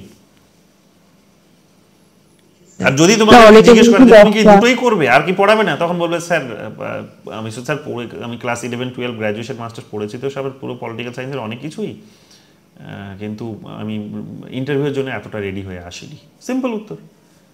আর বুঝে যাবে যে ইন্টারভিউয়ের জন্য রেডি হয়ে আসা তো নিশ্চয়ই একটা আলাদা লেভেলেরই পড়াশোনা, ওটা তো আর মানে মুখের কথা নয়, মানসিকভাবে প্রস্তুতি হতে হয়। যে মানসিকভাবে তুমি প্রস্তুতি নিয়ে আসোনি, তুমি বলে দেবে যে স্যার আমি দুটো টপিকের জন্যই মানসিকভাবে প্রস্তুতি নিয়ে এসেছি স্যার, 3 নম্বর টপিকটা আমি রেডি হইনি, আমি আসলে ভাবিনি যে আপনারা 3 নম্বর টপিকেও হয়তো যেতে পারেন, বাট স্কুলে পড়াতে গেলে স্যার আশা করি অসুবিধা হবে না, আমি পড়াশোনা করেই তো পড়াতে যাব। ব্যাস। সিএসসিতে এটা অনেকে করেছে, সিএসসিতে বলেছে অনেকে যে তুমি সিএসসিতে যেমন বলেছে যে তুমি দুটো ইউনিট পড়াবে, 3 নম্বর ইউনিট মানে তুমি কি শুধু দুটো ইউনিটই রেডি হয়ে গেছে, ভালো করে দুটো ইউনিট ঝেড়ে পড়ে গেছে। তো ওকে ইন্টারভিউ বোর্ডে জিজ্ঞেস করেছে, অর্জুন বলে একটা ছেলে ছিল, বাচ্চা ছেলে, দেখবে মাস্টার্স করে যাদবপুরে সঙ্গে সঙ্গে সে চাকরি পেয়ে গেছে, বাচ্চা ছেলে, মুর্শিদাবাদে সে এখন প্রফেসর সেখানে। তো ওকে জিজ্ঞেস করেছে ইন্টারভিউ বোর্ডে যে তুমি কি দুটো টপিকই শুধু ডেমোতে মানে পড়াবে ইউনিভার্সিটিতে গিয়ে, কলেজে গিয়ে, আর কিছু কি পড়াবে না? তো বলছে যে হ্যাঁ স্যার, পড়াতে তো অনেক কিছুই হবে, কলেজের সিলেবাসে তো আরও অনেক কিছুই আছে, সো বাট স্যার আমি ইন্টারভিউয়ের জন্য প্রিপারেশন নিয়ে আসিনি, মানসিকভাবে আমি প্রস্তুতি নিয়ে আসিনি, আমি ভাবিনি আপনারা 3 নম্বর ইউনিট হয়তো পর্যন্ত হয়তো আমার কাছে জানতে চাইবে, সো আমি কাজে মানসিকভাবে প্রস্তুত নই। হয়ে গেল। মানসিক শব্দটা যখনই উল্লেখ করবে তখন এরা বুঝে যাবে, কিন্তু যদি বলো যে স্যার আমি জানি না, পড়িনি, তাহলে গেল নেগেটিভ। পরিষ্কার শব্দ বলে দেবে স্যার মানসিকভাবে আমি রেডি হয়ে আসিনি, আমি ভাবিনি আপনারা 3 নম্বর টপিক পর্যন্তও যেতে পারেন, আমি ওই জন্য দুটো টপিকের উপর রেডি হয়ে এসেছি। আর যদি তোমার মনে হয় যে না আমি পারবো, 3 নম্বর টপিকও আমার রেডি আছে, সো স্যার তো বলবে যে স্যার হ্যাঁ স্যার আমার আরও একটা টপিক পড়াতে পারি, রাষ্ট্রপতির ক্ষমতা কার্যবলী, প্রধানমন্ত্রীর ক্ষমতা কার্যবলী, রাষ্ট্রপতির ভেটো পাওয়ার, রাজ্যপালের ভেটো পাওয়ার, এগুলো পড়াতে পারি স্যার। তখন ওখান থেকে প্রশ্ন ওরা করতে পারে, হয়তো তোমাকে আর ডেমো দিতে বললো না, কিন্তু প্রশ্ন ওখান থেকে করবে, তখন তোমাকে ওখান থেকে প্রশ্ন করবে ওরা, সো ওটার উপর তখন তুমি পণ্ডিত মানে একটা একদম গভীরে একদম পুঙ্খানুপুঙ্খভাবে সমস্ত কিছু দেখে যাও। এটা হচ্ছে প্রসেস বেসিক্যালি। আমি এত মানুষের ইন্টারভিউ নিয়ে নেওয়া শুনেছি যে এগুলো মোটামুটি একটা আইডিয়া হয়ে গেছে যে এগুলো তোমাদের জিজ্ঞেস করবেই। তো এইরকমভাবে তোমাদেরকে কিন্তু শব্দের খেলা, ওখানে পুরোটাই শব্দের খেলা হবে, এই শব্দের খেলাগুলো তোমাদেরকে ওইখানে ওই রকমভাবে খেলতে হবে। ঠিক আছে, আর বলো, আর কি বলছো সোমা? বল। পার্লামেন্ট নিয়ে পড়ালে কেমন হবে? কি নিয়ে? পার্লামেন্ট অনেক বড়। পার্লামেন্টে তুমি এরকম লম্বা লম্বা টপিক চুজ করছো কেন? পার্লামেন্টের মধ্যে লোকসভা একটা পার্ট, রাজ্যসভা একটা পার্ট, পার্লামেন্টের মধ্যে আইন বিল পাস করার একটা প্রসেস একটা পার্ট, পার্লামেন্টের মধ্যে মানি বিল একটা পার্ট, পার্লামেন্টের মধ্যে স্পিকারের ক্ষমতা কার্যবলী একটা পার্ট, পার্লামেন্টের মধ্যে তোমার ধরে নাও যে পার্লামেন্টের হচ্ছে বিভিন্ন মোশনসগুলো একটা পার্ট, আলাদা করে তুমি করতেই পারো। এগুলো আলাদা আলাদা সব পার্ট। তো তুই ওটা বড় বড় টপিক ধরছো কেন এরকম? সাম্যের অধিকারটাই নিয়ে নেব। সাম্যের অধিকার হতে পারে। পার্লামেন্টের মধ্যে তুমি ধরো স্পিকারের ক্ষমতা কার্যবলী নাও, ব্যাস স্পিকারের ক্ষমতা কার্যবলী ক্লাস 11, 12 এর সিলেবাসে আছে, হয়ে গেল। বড় বড় টপিক ধরছো কেন? বোঝা গেছে? প্রত্যেকটা টপিক থেকে তোমার ইন্টারভিউ দিলেই প্রশ্ন আসবে তোমাদের কাছে, ইন্টারভিউ দিচ্ছ না তাই প্রশ্ন হচ্ছে না। এখন তোমরা বলছো এটা হলে কেমন হয়, ওটা হলে কেমন হয়, এই কথাটা 15 দিন আগে বলতে পারলে না? তখন মুখ লুকিয়েছিলে সবাই মিলে, বারবার বলে গেলাম লাগাতার যে কে দেবে, গ্রুপে লেখো, কে নাম লেখো, সিকোয়েন্স তৈরি করো, কারো কোনো পাত্তা নেই। সেই তো আমার কথা মিলে গেল যে সবাই ডাক পাবে। হ্যাঁ বলছি ওই মৌলিক অধিকার থেকে যদি দিই, তো মৌলিক অধিকারে আপনি বললেন যে শুধু সাম্যের অধিকার, তো সাম্যের অধিকারটা যদি বলা হয় তার জন্য কি মানে মৌলিক অধিকারটা প্রথমে মানে একটু একটু করে সব বলতে হবে? তো তুমি তো ওই শুধু এটা বলবে যে স্যার আমি সাম্যের অধিকার পড়াবো তোমাদের, তখন যেটা স্টুডেন্টদের তুমি পড়াবে তখন তুমি বলবে যে তোমাদের আর সাম্যের অধিকার আমি পড়াবো, আমাদের সংবিধানে যে মৌলিক অধিকার 6টি মৌলিক অধিকারের কথা বলা হয়েছে সেখানকার মধ্যে দ্বিতীয় যে মৌলিক সাম্য অধিকারটির কথা বলা হয়েছে সেটা হচ্ছে, এবার প্রথম যে অধিকারটির কথা বলা হয়েছে সেটা হচ্ছে সাম্যের অধিকার। আর তোমার সবগুলোতে যাওয়া দরকার নেই, এবার তুমি স্পেসিফিক শুধু সাম্যের অধিকারটাই পড়াও। মানে এটা তো বলতে হবে যে মৌলিক অধিকার মানে কত অধ্যায় আছে, কত নম্বর, এগুলো তো বলতে হবে। দরকার নেই, আচ্ছা। নেসেসারি নয়। আর যদি দরকার যদি নেই। এরকম মানে যদি এরকম শুধু সাম্যের অধিকার যদি না বলি, শুধু মৌলিক অধিকারটা দিয়ে যদি শুরু করি যে কয়েকটা আছে, কয়েকটা ছিল, মানে তুমি যদি যেটা বাদ শোনো, দেওয়া তুমি হয়েছে। যদি দেখতে পাচ্ছ যে তোমার presentations within given time complete হয়ে যাবে, যে তোমাকে 6 মিনিট দিয়েছে, 6 মিনিটের মধ্যে তাহলে বলো। যেগুলো বেসিক, যেগুলো ইন্ট্রোডাকশনেই থাকে জেনারেলি, বইয়ের যে কোনো বইয়ের নোটগুলো যেগুলো আমরা পড়ি তখন সেখানেই থাকে যে মৌলিক অধিকার 6টা আছে, সেই মৌলিক অধিকারগুলি সংবিধানের পার্ট 3-তে মেনশন করা হয়েছে। 12 থেকে 35 নম্বর সেখানে ধারাগুলোর মধ্যে এগুলো আসে। তার মধ্যে প্রথম অধিকারটাই হচ্ছে সাম্যের অধিকার, সেটা আবার হচ্ছে সেখানে 14 থেকে 18 নম্বরের মধ্যে বলা আছে। 14 নম্বরে হচ্ছে সেখানে সাম্যের অধিকারের কথা, 15 নম্বরে সেখানে হচ্ছে এক্সপ্লয়টেশনসের থেকে নিষেধ করা হয়েছে, ডিসক্রিমিনেশন থেকে নিষেধ করা হয়েছে। 16 নম্বরে সেখানে অপরচুনিটির কথা বলা হয়েছে, 17 নম্বরে অ্যাবলিশন অফ টাইটেলের কথা বলা হয়েছে, 18 নম্বরে সেখানে কিন্তু সেখানে টাইটেল অ্যাবলিশনের কথা বলা হয়েছে।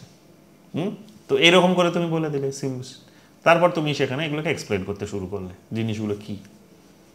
আচ্ছা স্যার। আর হ্যাঁ, আর বলছি আপনি বললেন না যে দুটো টপিক, তো এটা আমি ঠিক করেছি, কিন্তু পলিটিক্যাল থিওরি থেকে মানে ওটা আমার একটু মানে বুঝতে পারছি না, একটু হার্ড লাগে ওটা। তো ওটাই কি করব, ওটা মানে কোন টপিকটা নেব ঠিক বুঝতে পারছি না। সব থেকে সহজ হচ্ছে হবস ল রুশো। চুপচাপ হবস ল রুশোর হচ্ছে সাম্য নিয়ে নেবে, সোশ্যাল কন্ট্রাক্ট থিওরি, তো যে কোনো একটা, সব নয়, কারণ কম্পেয়ার করতে শুরু করলে তখন তোমাকে গুলিয়ে ফেলবে। তো স্যার আমি হবসের সোশ্যাল কন্ট্রাক্ট থিওরি পড়াবো, বা লকের সোশ্যাল কন্ট্রাক্ট থিওরি পড়াবো, বা লকের আমি সম্মতির ধারণা পড়াবো, বা লকের আমি সেখানে সম্মতির সোশ্যাল কন্ট্রাক্টের মধ্যে সম্মতির ধারণাটা একটা পার্ট, আমি সেটা পড়াবো। এইভাবে বলে দাও, সম্মতির ধারণা পড়াবো স্যার, ওখানে আমি লকের সোশ্যাল কন্ট্রাক্ট থিওরির মধ্যেই তার যে স্বাধীনতার তত্ত্বটি তিনি দিয়েছিলেন, স্বাধীনতার কনসেপ্ট, সেটা আমি বোঝাবো। ছোট ছোট ছোট ছোট করে ব্রেক করে নাও, অল্প কিছু পড়াবে, ওরা বুঝে যাবে যে তুমি স্পেশালিটি নিয়ে এসছো, স্পেশালি ছোট করে বলতে চাইছো, সুন্দর।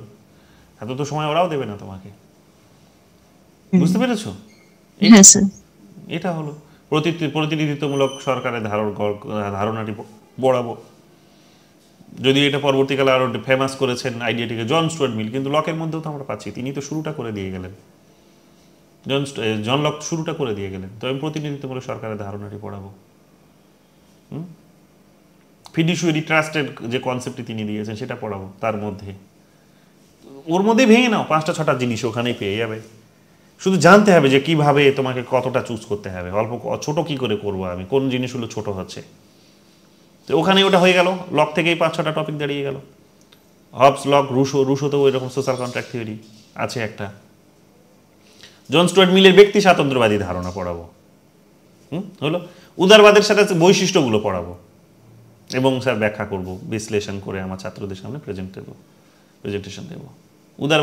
উদারবাদের হচ্ছে বৈশিষ্ট্য, হ্যাঁ, উদারবাদের বৈশিষ্ট্য পড়াবো। ব্যক্তি স্বাতন্ত্র্যবাদের স্যার বৈশিষ্ট্যগুলো পড়াবো, ব্যক্তি স্বাতন্ত্র্যবাদ সম্পর্কে বৈশিষ্ট্য, মানে বড় বড় ইয়েতে যাবেই না, মানে কনসেপ্টে যাবে না, বৈশিষ্ট্য সহজ 5-6টা বৈশিষ্ট্য বলে দিলে, এক্সপ্লেন করে দিলে, ব্যাস। দরকারই নেই তোমার অত সেখানে কে কোনটা দিয়েছ অত। তারপরে তুমি মক টেস্ট, তুমি যেহেতু প্রিপারেশন নিচ্ছ, যদি ডেমো দাও আমি বলে দেবো। যদি তুমি বলো যে ইন্ডিভিজুয়ালিজমের মধ্যে একটা বৈশিষ্ট্য আছে যে ফ্রি মার্কেট ইকোনমির কথা, তাহলে ফ্রি মার্কেট ইকোনমির কথা এখন কোন কোন থিঙ্কার্সরা বলেছে এক্সপ্লেন তো তুমি করে দেবে, কিন্তু তোমাকে যদি জিজ্ঞেস করে কোন কোন থিঙ্কার্সরা বলেছেন, সো ওটাও জেনে যেতে হবে। তো যদি তুমি ডেমো দাও আমাকে, তাহলে আমি তোমাকে ওখানে তৈরি করে দেবো কি কি জিজ্ঞেস করতে পারে ওটার সঙ্গে আশেপাশে।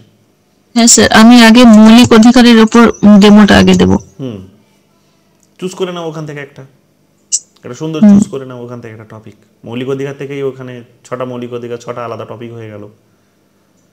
স্যার আমাদের স্বাধীনতা নেই, তাহলে 19 থেকে 22 পর্যন্ত বলতে হবে? হ্যাঁ, 19 থেকে 22 স্বাধীনতা। স্যার 19-এ যে 6টা অধিকার আছে সেইটা ব্যাখ্যা করব, তারপরে 20-তে যাব, তারপরে 21, তারপরে 22। এটাই যেভাবে আছে সুন্দর করে, ঠিক আছে। তুমি প্রেজেন্টেশনটা তো দাও, তারপরে আমি বলে দেবো যে এটাকে আরো সুন্দর কি করে বানানো যায়। তারপর তুমি আবার ওটার উপর রেডি হবে, সাজেশন যেগুলো আমার পাবে সেগুলোর উপর রেডি হবে। শুনতে কত সুন্দর লাগছে সেটা হচ্ছে গুরুত্বপূর্ণ।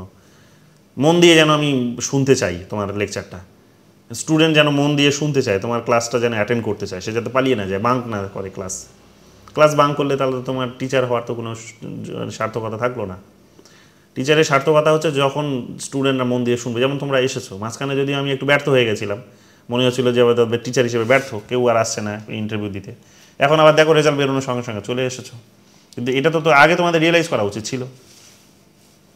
যাই হোক, তাহলে রেডি হও, কাল থেকে ডেমো দিতে শুরু করো। দরকার হলে আমি কাল সোমবারে একবার একটা তোমাদের, বা কালকে দুপুরবেলাও একটা ক্লাস নিয়ে নেব। আমি অফিসে বসে থাকবো, সেখানে একটা ক্লাস হবে। দুপুরবেলা কে ক্লাস ইন্টারভিউ দেবে বলো? দুপুরবেলা একটা ইন্টারভিউ হবে, 1টা নাগাদ একটা ক্লাস হবে, তারপর আবার 4টা নাগাদ একটা ক্লাস হবে, 2টো ক্লাস হবে, দিনে 2টো করে হবে। এবং বাকিরা সেখানে করবে, নোট করবে, খাতা নিয়ে বসবে, উত্তরগুলো চ্যাট জিপিটিকে বললেই উত্তরগুলো দিয়ে দেবে গুছিয়ে পাতি সুন্দর করে। চ্যাট জিপিটিকে বলো উত্তর দিয়ে দেবে ছোট করে, লিখে দাও 100 ওয়ার্ডের মধ্যে উত্তর দাও, লিখে দাও আমাকে 50 ওয়ার্ডের মধ্যে উত্তর দাও, দিয়ে দেবে 50 ওয়ার্ডের মধ্যে উত্তর গুছিয়ে দেবে। কালকে যদি ক্লাস করান তাহলে রেকর্ডিংটা করবেন। কালকে মনে হয় ক্লাস করতে দুপুর দিকে হবে না, বিএড কলেজ যেতে হবে। ঠিক আছে, যারা পারবে না তারা রেকর্ডিং শুনে নেবে রাতের দিক করে এসে। আপনার ক্লাসে প্রত্যেকটা ক্লাসেরই রেকর্ডিং দিয়ে ওইভাবে মানে বললে আরেকবার শুনলেও ভালো লাগে। হ্যাঁ, শুনে নেবে। বাকিরা কি কেন হাত তুলেছো, কি জানতে চাইছো বলো? স্যার বলছিলাম যে আমি স্যার যে কনস্টিটিউশন থেকে মৌলিক কর্তব্যটা নিয়েছি, একটা ফার্স্ট টপিক এটা, আর সেকেন্ড চুজ করেছি স্যার মৌলিক কর্তব্য নিয়েছি স্যার আমি প্রথম, আর দ্বিতীয় নিয়েছি স্যার রাষ্ট্র। রাষ্ট্র কাকে বলে, রাষ্ট্রের বৈশিষ্ট্য। দেখো রাষ্ট্রটা কিন্তু জটিল হতে পারে কিন্তু, হ্যাঁ সাবধান। হ্যাঁ তো স্যার দ্বিতীয়তে রেখেছি ওই জন্য স্যার। জটিল হতে পারে, রাষ্ট্র থেকে কিন্তু ঘুরিয়ে ফিরিয়ে প্রচুর প্রশ্ন করতেই পারে। জিজ্ঞেস করলেই হয়তো তুমি রাষ্ট্র নিয়ে পড়াবে, আচ্ছা বলো তো রাষ্ট্র নিয়ে লক কি, প্লেটো কি বলেছে, রাষ্ট্রকে কিভাবে প্লেটো দেখেছে, জিজ্ঞেস করতেই পারে, কারণ ওটা রাষ্ট্রের ধারণা, ওখান থেকে তো তৈরি হচ্ছে সব কিছু। জিজ্ঞেস করতেই পারে, মানে উই ডোন্ট নো কি জিজ্ঞেস করবে তারা। হয়তো তোমাকে বললো যে না ঠিক আছে, প্রথম প্রেজেন্টেশন দেখেছি তুমি খুব ভালো পড়াতে পারো, আমরা জাস্ট যেগুলো জিজ্ঞেস করছি ওগুলোর উত্তর দাও। বলো তো রাষ্ট্রের ধারণাটা যে প্লেটো যখন প্রথম দিয়েছিল, রাষ্ট্রকে কীভাবে দেখেছে, করতেই পারে। লক কীভাবে দেখেছে, প্লেটো রাষ্ট্র আর হেগেলের, প্লেটো রাষ্ট্র আর হচ্ছে অ্যারিস্টটল রাষ্ট্রের মধ্যে পার্থক্য কী, মিল কোথায়, পার্থক্য কোথায়, করতেই পারে। তুমি জানো না কি জিজ্ঞেস করবে। ডেমো দিতে দেবো না, আমরা ডেমো দেখে নিয়েছি, তুমি যা জিজ্ঞেস করছি বলো, তখন কি হবে, রাষ্ট্র রিলেটেড যা কিছু আসবে তোমাকে সব জিজ্ঞেস করবে ওখান থেকে। রাষ্ট্র রিলেটেড যা কিছু আসবে, রাষ্ট্র শব্দটা যেখানে যেখানে মেনশন থাকবে সেখানে সেখানে তোমাকে সব কিছু জিজ্ঞেস করবে। কিন্তু ইন্ডিয়ান কনস্টিটিউশনে এই সুযোগগুলো নেই। সাম্যের অধিকার তো ওই এক জায়গাতেই আছে, আর কি আসবে, সাম্যের অধিকার মানে তো ওই তো, আর কি জিজ্ঞেস করবে। কিন্তু ওখানে রাষ্ট্র বললে কিন্তু রাষ্ট্রের ধারণার মধ্যে অনেক কিছু, জন রলস পর্যন্ত পৌঁছে যেতে পারে, জন রলস পর্যন্ত, বেনথাম, অমর্ত্য সেন পর্যন্ত পৌঁছে যেতে পারে, হতেই পারে, করতেই পারে প্রশ্ন। কারণ রাষ্ট্রের আইডিয়াটা তো ইভলভ করছে, রাষ্ট্রের আইডিয়াটা তোর মধ্যে তো সংশোধন প্রতিনিয়ত আসতেই আছে। প্রত্যেক দিন সেই রাষ্ট্রের যেভাবে আমরা দেখি সেই দেখার মধ্যে পরিবর্তন আসছে, রাষ্ট্রের ধারণার মধ্যে পরিবর্তন আসছে, রাষ্ট্র শব্দটা রাষ্ট্রের সমস্ত রকমভাবে সমস্ত দিক থেকে সে ইভলভ করছে রাষ্ট্র, হ্যাঁ রাষ্ট্র সমস্ত দিক থেকে ইভলভ করছে, সো এটা হতেই পারে। ঠিক আছে, আর বলো বাকিরা। স্যার বলছি ভারতীয় সংবিধানের যে বৈশিষ্ট্যগুলো রয়েছে এইগুলো এটা নেওয়া যেতে পারে ডেমো হিসাবে? এত বড় বড় জিনিসে যাচ্ছ কেন, ছোট ছোট ভাবতে পারো না, অনেকগুলো জিনিস একসাথে ঢোকাচ্ছ। আমি বারবার বলছি ছোট ছোট করো। ভারতের সংবিধানের বৈশিষ্ট্য যখন বলবে তখন তুমি বলবে যে ফেডারেলিজম, যদি তোমাকে জিজ্ঞেস করে বলে যে ফেডারেলিজমের মেনশন করা আছে দুটো আর্টিকেলের নাম বলো তো। তুমি ভারতের বৈশিষ্ট্যের মধ্যে সেখানে আছে হচ্ছে তোমার, ভারতের বৈশিষ্ট্যের মধ্যে আছে সেখানে হচ্ছে তোমার ধরে নাও যে কি বলবো, সবই তো ভারতের বৈশিষ্ট্য। যে ভারতের বৈশিষ্ট্যের মধ্যে আছে যে ভারতের সংবিধানের বৈশিষ্ট্য হচ্ছে ভারতের সংবিধান মৌলিক অধিকারগুলো একটা আলাদা তালিকা তৈরি করে রেখেছে। তো তখন ওখান থেকে জিজ্ঞেস করে বসলো যে বলো তো মৌলিক অধিকারগুলো কোন গ্রুপটাকে দেওয়া হয়নি। তুমি তো গোটা সংবিধানটাই ওপেন করে দিয়েছো ওর সামনে, ওনাদের সামনে। এটা তো করা যাবে না, তাহলে তো তুমি ফেল করে যাবে, তুমি তো আটকে যাবে। ওপেন মাঠ দেবেই না ওদেরকে, ছোট্ট টপিক, ছোট্ট প্রশ্ন, প্রিসাইজ কোয়েশ্চেন্স, প্রিসাইজ উত্তর, যা জিজ্ঞেস করবে সব উত্তর দিয়ে বেরিয়ে আসবে, ব্যাস। সংবিধানের বৈশিষ্ট্য বলে সব তো চলে আসে, তখন কি হবে? স্যার সেকেন্ড একটা অপশনে লিখেছে, এটা বলবো? বলো। এই রাষ্ট্রবিজ্ঞানকে কি বিজ্ঞান বলা যায়? এটা স্যার ক্লাস 11-এ রয়েছে। না, মানে প্রকৃতি পক্ষে যুক্তি যাবে না। ঘুরিয়ে উল্টে প্রশ্ন করলে তখন তুমি বলবে স্যার আমি জানি না এটা, তখন কি হলো? তাহলে যা পড়িয়েছো সেগুলো ভুল। এইসব কেন? কত থিওরি আছে, কত থিওরি আছে। সার্ক নিয়ে নাও, সার্ক তো আছে সিলেবাসে, সার্ক নিয়ে নাও, সার্ক নিয়ে নাও। বা যদি তোমাদের মনে হয় আইআর টপিকে চলে যাও, যদি একটু জটিল হয়ে যায় আরও অনেক কিছু, কিন্তু ওখানে তারপরও আইআর থেকে তোমাদের বড় কিছু প্রশ্ন করবে না, ইনফরমেটিভই জিজ্ঞেস করবে। কিন্তু স্যারকের মেম্বার কত বলো তো, স্যারকের প্রথম মেম্বারকে, কত সালে তৈরি হলো, কার আইডিয়াতে তৈরি হলো, সেক্রেটারি কে, কোথায় হেডকোয়ার্টার আছে, হ্যাঁ সার্ক রিলেটেড এগুলো। সার্কের কোন সার্ক এখন কি সাকসেসফুল নাকি ব্যর্থ, সার্ককে আমরা সাকসেসফুল সংগঠন বলতে পারি নাকি ব্যর্থ সংগঠন বলতে পারি। ভারতবর্ষ কেন সার্কে জয়েন করছে না, তাহলে প্রত্যেকটা কারণ তোমাকে সার্ক থেকে জেনে নিতে হবে। সার্কের কতগুলো সামিট হয়েছে, ভারতবর্ষে কত নম্বর সামিট হয়েছিল, সার্কের দুটো বড় অ্যাচিভমেন্ট বলো তো, কী কী দুটো অ্যাচিভমেন্ট, কেন সার্কে কন্টিনিউ হওয়া দরকার, দুটো রেলিভেন্স বলো তো। তো এইরকম হতে পারে, এরকম হতে পারে। আইআরে যদি তোমার পাণ্ডিত্য থাকে তখন ওগুলোতে চলে যাও, নইলে ওখানে আরও অনেক টপিক আছে, আইআর থেকেই আরও অনেক টপিক আছে, ওগুলোতে যাও। থিওরিতে আরও অনেক আছে, যেমন বললাম বৈশিষ্ট্য, উদারবাদের বৈশিষ্ট্য, ব্যক্তি স্বাতন্ত্র্যবাদের বৈশিষ্ট্য, জন স্টুয়ার্ট মিলের সেখানে ব্যক্তি স্বাতন্ত্র্যবাদী ধারণা, যেগুলো যেগুলো তোমাদের সিলেবাসে আছে, যেগুলো ক্লাস 11-12-এর সিলেবাসে আছে। মানে এসএসসি সিলেবাসটার থেকেও বলবো এখন আর নয়, এই ক্লাস 11-এর সিলেবাস, 11-12-এর সিলেবাসটাকে ফলো করো, মানে 100%। এসএসসি সিলেবাস এবার ভুলে যাও, 11-12-এর সিলেবাস। এসএসসি সিলেবাসে অনেক কিছু আছে যেগুলো হয়তো 11-12-এ নেই, তাহলে এসএসসি সিলেবাসটার ওগুলো দেখার দরকার নেই, ওগুলার দেখার দরকার নেই। এখন শুধু তোমার সবার আগে 11-12-এর বইটা গুলে খেতে হবে, ওগুলো যুক্তি দিয়ে ভালো করে বুঝে যেতে হবে 11-12, ওটা তোমার টার্গেট। এসএসসি সিলেবাসে সেগুলো অনেক টপিক ছিল না, কিন্তু এবং সেখান থেকে প্রশ্ন হয়তো করেনি, কিন্তু এখন প্রশ্ন করবে তোমাকে 11-12-এর বই থেকে।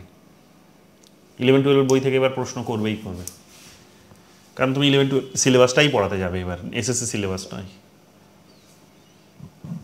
বোঝা গেছে কি বললাম শোভনদেব? হ্যাঁ স্যার। ওখানে বোধহয় লোকপাল টোকপাল আছে কিনা সেগুলো পড়াও, লোকপাল, আরটিআই এগুলো আছে কিনা এগুলো দেখতে হবে। আমি কালকে সিলেবাসটা নিয়ে বসবো, ওগুলো চুজ করো 11-12-এর বই থেকে, এসএসসি সিলেবাস নয়, 11-12-এর সিলেবাস। ঠিক আছে, আর বলো বাকিরা, আর কিছু জানার থাকলে জিজ্ঞেস করো। স্যার বলো। বলছি যে আমাদের যে স্বায়ত্তশাসন ব্যবস্থা রয়েছে, বিশেষ করে গ্রাম পঞ্চায়েত, সেখান থেকে স্যার আমি 3টা যে স্তর রয়েছে তার একটা স্তরের গঠন সম্বন্ধে আলোচনা, মানে এটা টপিক নেওয়া যেতে পারে স্যার? না, খুব ছোট হয়ে যাবে, তাহলে 3টেই নিতে হবে না স্যার? পঞ্চায়েতের বৈশিষ্ট্য, গ্রাম পঞ্চায়েতের ক্ষমতা কার্যবলী, পঞ্চায়েত সমিতির ক্ষমতা কার্যবলী, জেলা পরিষদের ক্ষমতা কার্যবলী, 3টা আলাদা হয়ে গেল টপিক। নাম নেওয়াটাই বেটার হবে নাকি স্যার? নামটাই বেটার, একেবারেই ছোট, মানে প্রেজেন্টেশন, তখন তুমি আবার ওখানেই নাম্বার কম পেয়ে যাবে। গঠনে কি আছে, গঠনে তো কিছু নেই। ওই যারা হচ্ছে গ্রাম পঞ্চায়েতের গঠনে বেসিক্যালি হচ্ছে যারা পঞ্চায়েতের যারা হচ্ছে মেম্বার, তারাই তাদেরকে নিয়েই গঠিত হয়, এই তো। তুমি এক লাইনে শেষ করবে। আর না স্যার, যদি আমি নিতেই হয় তাহলে আমাকে 3টেই ডিটেইলস পড়তে হবে, তাই না স্যার? তুমি গ্রাম পঞ্চায়েতের ক্ষমতা কার্যবলী নিয়ে নাও, ব্যাস। আচ্ছা, গ্রাম পঞ্চায়েতের ক্ষমতা কার্যবলী, কিন্তু জানা থাকবে তোমার সব, শুধু গ্রাম পঞ্চায়েতের ক্ষমতা কার্যবলী নয়, জানা থাকবে তোমার সব, কিন্তু ওগুলো প্রেজেন্টেশন ওটার উপর দেবে না, কিন্তু ইনফরমেশন তোমার ক্লিয়ার থাকবে। প্রেজেন্টেশন দেবে তুমি ক্ষমতা কার্যবলী গ্রাম পঞ্চায়েতের উপরে, বা পঞ্চায়েত সমিতির বা জেলা পরিষদের উপরে, যে কোনো একটা। বা ধরে নাও যে 73তম সংবিধান সংশোধনের বৈশিষ্ট্য, যদি সিলেবাসে ওদের থাকে। আচ্ছা স্যার, রয়েছে পঞ্চায়েত ক্লাস সেমিস্টার পরে যদি থাকে, তাহলে ওইটা, তাহলে বৈশিষ্ট্যগুলো কি কি আছে ওইটা, তা তো গ্রাম পঞ্চায়েত, পঞ্চায়েত সমিতি, জেলা পরিষদ, ওগুলো সবগুলোই চলে আসবে তখন আবার। কিন্তু ছোট করাই ভালো, গ্রাম পঞ্চায়েতের ক্ষমতা কার্যবলী, ব্যাস। ঠিক আছে, ঠিক আছে, রেডি হও। বলো তাহলে কালকে কে ইন্টারভিউ দেবে? দুপুর নাগাদ কে দেবে বলো? 1টা নাগাদ কে দেবে? স্যার আমি দেবো। তুমি তো দিয়েছো অলরেডি, বাকিটা তো মুখই খুলছে না।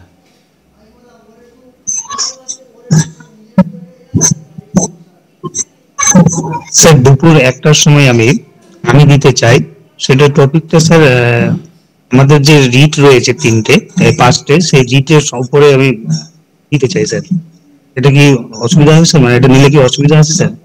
কোনটা কোনটা? যে 32 যেটা স্যার সুপ্রিম কোর্ট যেটা 32 নম্বর ধারায় আমাদের যে 5টা লেখ জারি করার ক্ষমতা আছে সুপ্রিম কোর্ট এবং হাইকোর্টের, 5টা লেখের উপরে যদি আমি স্যার ডেমো দিতে চাই, সেটা কি স্যার কোনো সমস্যা আছে? না, সমস্যা নেই, ভালো টপিক, ঠিকঠাক। আচ্ছা আচ্ছা স্যার, তাহলে স্যার আমি তাহলে দুপুরে 1টার সময় আমি এই টপিকটা দিতে চাই স্যার। কিন্তু স্যার আমার কাছে বোর্ড নেই তো। ঠিক আছে, বোর্ডটা বোর্ড নেই, তুমি ওখানে খাতা নিয়ে সুন্দর করে ধরে খাতার উপরে লিখবে দরকার হলে। ঠিক আছে, বোর্ড নেই বা নিয়ে নাও। কত টাকাই বাদ, 200-250 টাকা দাম, নিয়ে এসে লাগিয়ে দাও, ঝুলিয়ে দাও দেয়ালে। কালকে তাহলে স্যার ওই খাতাতেই করে নি, নেক্সট ডেট থেকে স্যার আমি বোর্ডের ব্যবস্থা করে নেব নাকি স্যার? করো, কিন্তু 200-250 টাকার দাম, এগুলো নিয়ে আর অবহেলা করো না, পরে আফসোস হবে। 200-250 টাকা বাঁচানোর জন্য আমি পুরো লাখ লাখ টাকা আমি এখানে হাতছাড়া করলাম। এগুলো পরে আফসোস হবে, প্রচন্ড আফসোস হবে পরে। তখন ইনভেস্টমেন্ট না করলে কি বিজনেসে রিটার্ন আসবে? আসবে না তো। ইনভেস্টমেন্ট করতে হবে, প্রফিট হবে। ঠিক স্যার, তাহলে আমি দেখছি স্যার সকালে যদি ম্যানেজ হয়ে যায়, আসলে আমি গ্রামে থাকি তো স্যার, তো যাই হোক যদি পেয়ে গেলাম তো করে নিচ্ছি স্যার। আর না হলে কালকে দিনটা শুধু আমাকে একটু মানে ছাড় দিলে খুব ভালো হয় স্যার, নেক্সট ডেট থেকে আমি করে নেব। ঠিক আছে, জোর জবরদস্তি কিছু নেই, তোমরা যখন সুবিধা হবে তখন করো।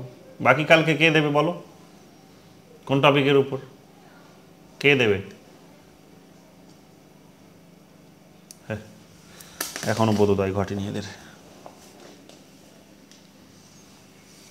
আমি ডেমো দেবো, কিন্তু কি বলতো দুপুরে আমার একটু সমস্যা আছে, ফোনটা ধরার জন্য কেউ থাকবে না রাতে হলে। বলছে কি ওই তো স্যার বলছে আজকে দিতে যাইছো, খাতা দিয়ে দিক স্যার। আচ্ছা হ্যাঁ, ও খাতা দিয়ে দিক, আমরা দেখি, তারপরে রাতে আমি দিয়ে দেবো সন্ধ্যাবেলায়। আর আর বলছি কি আমার একটা প্রশ্ন আছে। বল। বলছি কি ভারতের সংবিধানের 368 নম্বর ধারাতে বলেছে 2টি সংবিধান সংশোধন পদ্ধতির কথা। হ্যাঁ, তো ওই দুটি কোন দুটি, আর একটা যে এক্সট্রা বলা হচ্ছে ওটা কোনটি হবে তাহলে 3টির মধ্যে? বলো, কে জানো? আমি ক্লাসে বলেছিলাম, এগুলো কোয়েশ্চেন লেখানোর সময় বলেছি। স্যার অন্যান্য ধারাতে যেটা সরল সংবিধান সংশোধন আমরা বলি সিম্পল, সেটা 22টা ধারাতে আছে। আর দুটি যেটা স্পেশাল এবং টু থার্ডস মেজরিটি লাগবে, সেটা ওই 368 নং ধারাতে বলা আছে। বুঝতে পারলি নাকি? বলবো আরেকবার আমি। হ্যাঁ, যেটা সাধারণ সংখ্যাগরিষ্ঠ সেটা সংবিধানের 22 নম্বর ধারার কথা বলা হয়েছে, সেটা বললো তাই তো? সংবিধানে ছিটিয়ে ছাটিয়ে মানে চারিদিকে 22টা ধারাতে আছে। সংবিধানের ধারাগুলির মধ্যে যেমন নির্বাচন আছে, উপরাষ্ট্রপতি নির্বাচন আছে, এই যে জায়গার ধারাগুলো, এই ধারাগুলোতে আছে বিভিন্ন ধারাতে সেটাতে মেনশন করা হয়েছে। কিন্তু 368 নম্বর ধারাতে দুটি পদ্ধতির কথা বলা হয়েছে, এবং প্রথম পদ্ধতিটা সেখানে হলো যেটাকে বলা হচ্ছে যে স্পেশাল মেজরিটি, আর একটাকে যেটা বলা হয় generally complex majority. Special majority হচ্ছে 2/3 ভিত্তিতে যেটা হবে, আর একটা হচ্ছে 2/3 লোকসভা এবং রাজ্যসভা প্লাস অর্ধেক রাজ্যের সেখানে সম্মতি। এই দুটো কথা বলা হয়েছে। আর সাধারণ সংখ্যাগরিষ্ঠ যেটা, সেটা হচ্ছে তো ওই রাজ্য সৃষ্টি, পুনর্গঠন, রাজ্যের নাম, সীমানা পরিবর্তন, এটার কথা তাই তো? 2 নং ধারা 3 নং ধারা প্রত্যেকটা টপিকে আছে। মানে তোর যদি ধরে নেয় 22টা আমাদের পার্ট আছে কিনা, পার্টেই তার মানে কিন্তু ওটা থাকবে, কারণ প্রত্যেকটাকে জায়গা থাকবে, তাহলে প্রত্যেকটাতেই কিন্তু সাধারণ সংখ্যাগরিষ্ঠতা ওটা হতে পারে, ওটার মেনশন ওখানে লেখা আছে। 25টা আছে, কিন্তু 20 পার্টে ওই 348টা ওটা আছে। ঠিক আছে, মানে ধর যে এখন এই যে আইন পাস হলো, নাগরিকত্ব আইন, তা নাগরিকত্ব আইন পাস হলো, কিন্তু ধর আমাদের দেশে নাগরিকত্ব আইন আছে, তা নাগরিকত্ব আইন আমাদের দেশে আছে, এখন আইনটাকে সংশোধন করছে সরকার, এই যে 2003 সালে করেছে, 11 সাল নাগাদ বোধহয় করেছিল কিনা, তারপরে এই যে আবার 2019 সালে এসে করলো, এই যে 2000 আবার নতুন করে করেছে, 19 সালের পর বাড়িয়ে আবার করেছে। সো এই যে করতেই আছে বারবার সংশোধন। এটা দেখবি ওই 11 নম্বর ধারাতে পার্লামেন্টকে যে ক্ষমতা দেওয়া হয়েছে সেখানে আছে। তার মানে কি, পার্লামেন্টকে যেমনি ক্ষমতা দিয়ে দিয়েছে তেমনি পার্লামেন্ট কি করতে পারে, পার্লামেন্ট আইনটাকে সংশোধন করতে পারে। তার মানে 11 নম্বর ধারাতে ওটা আছে। তো প্রত্যেকটা টপিকেরই ওই রকম দেখবি শেষের দিকে গিয়ে ওইটাকে সংশোধন করার ক্ষমতার কথা বলা হয়েছে। এটা হচ্ছে বিশেষত্ব, এটাই হচ্ছে বিষয়। বোঝা গেছে? হ্যাঁ, বুঝতে পেরেছি। তাহলে এগুলো এইভাবেই, যেমন 1 থেকে 4 ভূখণ্ডের কথা বলে, তাহলে ওখানেও তাহলে ভূখণ্ডের অদল বদল করতে পারে সরকার। তাহলে ওই ক্ষমতাটা ওই পার্টের মধ্যে ওটাকে দেওয়া আছে, সংবিধান সংশোধনের ক্ষমতা রাখা হয়েছে। এইরকমভাবে প্রত্যেকটা পার্টে পার্টে এটা কিন্তু ছড়িয়ে আছে। ঠিক আছে, যেগুলো সাধারণ সংখ্যাগরিষ্ঠতে পার হবে সেখানে পার্লামেন্টকে এম্পাওয়ার করে দেওয়া হয়েছে, বিভিন্ন ধারাতে আছে। আর যেটা স্পেশাল মেজরিটির কথা বলা হয়েছে এবং কমপ্লেক্স মেজরিটি, সেটা 368 নম্বর ধারাতে মেনশন আছে। এই ঠিক আছে, তাহলে বাকিটা তো মুখ খুলছে না, আর তো কিছু বলার নেই আমার। মুখ না খুললে মুখ বন্ধই থাক। চাকরি না করতে চাইলে আমি জোর করে তার করাতে পারবো না। তো বাকিটা ঠিক আছে, দর্শক হিসেবেই চালিয়ে যাক। ঠিক আছে, তাহলে আজ এতটুকুই থাক। দেখা হবে কাল দুপুর 1টায় এবং তারপর সন্ধ্যে 6টায়, পাক্কা 6টায়, দেরি করবে না আগামীকাল। ঠিক আছে স্যার। ওকে, চলো, good night. Good night sir.